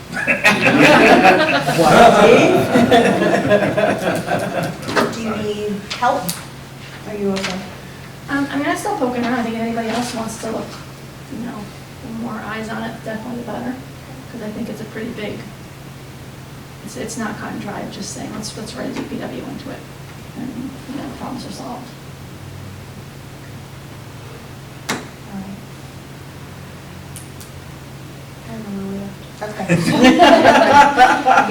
getting late, okay. Can I follow up on So Jan's? I'm gonna make tomorrow, I'm gonna try, tomorrow's looking crazy, but I'm gonna try and I'm gonna put out an alert. I will ask the town clerk to just do a last call on the survey. I'll shut it off, let's say this Sunday. What's the date? Something. It's a date, I'll figure it out. We'll shut that off from there. And then, so for the next. 24th. Sorry, 24th, okay. So for the next meeting, then will you have the? For the second, Yeah. I gotta be honest with you, that's tough. So, just because next week, we got Thanksgiving. Yeah. Already got parent conferences, 2 nights, Monday and Tuesday next week. And then that's Wednesday before Thanksgiving, and then there's Thursday Thanksgiving, and then I'm away that weekend. We'll be back on the 1st. I don't know that I can have the second. I really So don't. let's try The 16th, the 16th I could definitely do, but the Well, if we're second is gonna do pushing this- it. If we're gonna do the 16th, then I'll still do last call, but I'll extend the date. And just Okay. give people a little bit more time. Okay, Um, that's honestly more realistic from my schedule, if we shut it off on Sunday and then Thanksgiving weekend. All right, I'll That's shut it just off tough to- December 8th. Yeah, you don't need to go tweet data on vacation. Give them more tips. Make it color-coded. All right. Okay,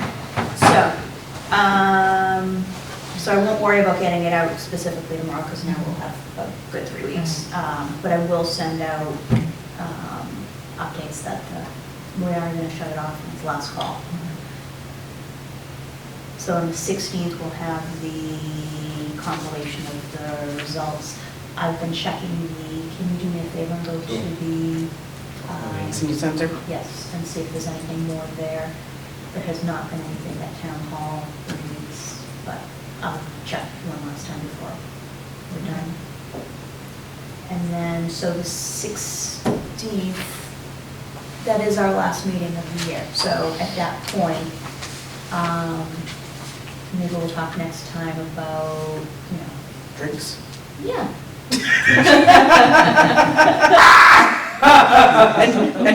End of year cocktails. Yes. I think that's deserved. And probably thinking about, putting your individual list together of things that, based on what you've seen, the changes that you'd like to make, and obviously the town form of government. It's okay if you're still on the fence, as long as you're just on board with moving towards something new, I think is okay. But think about other things, in addition to DPW and stuff that we want to possibly contemplate putting in the charter, or taking out of the charter. Okay. Is there anything else people wanted me to collect based on the data that I looked at with the ballots and No, that the was- election stuff? The data that you got was great. It was interesting in terms of specifically the Board of Assessors. 10 out of the 11 last elections, it has either been uncontested or without a candidate. And not that this really matters, but for what it's worth, I have an example. My mom's actually a professional real estate appraiser. She lived in Bridgewater for the past 20-some odd years, and for 10 years, she was on the Board of Assessors. And it was a appointed position, and she was just approached by somebody in politics, and they got her involved, and she'd been doing it, enjoyed it, and it was fine. She moved to the next town over, and the next town over, the Board of Assessors position is elected.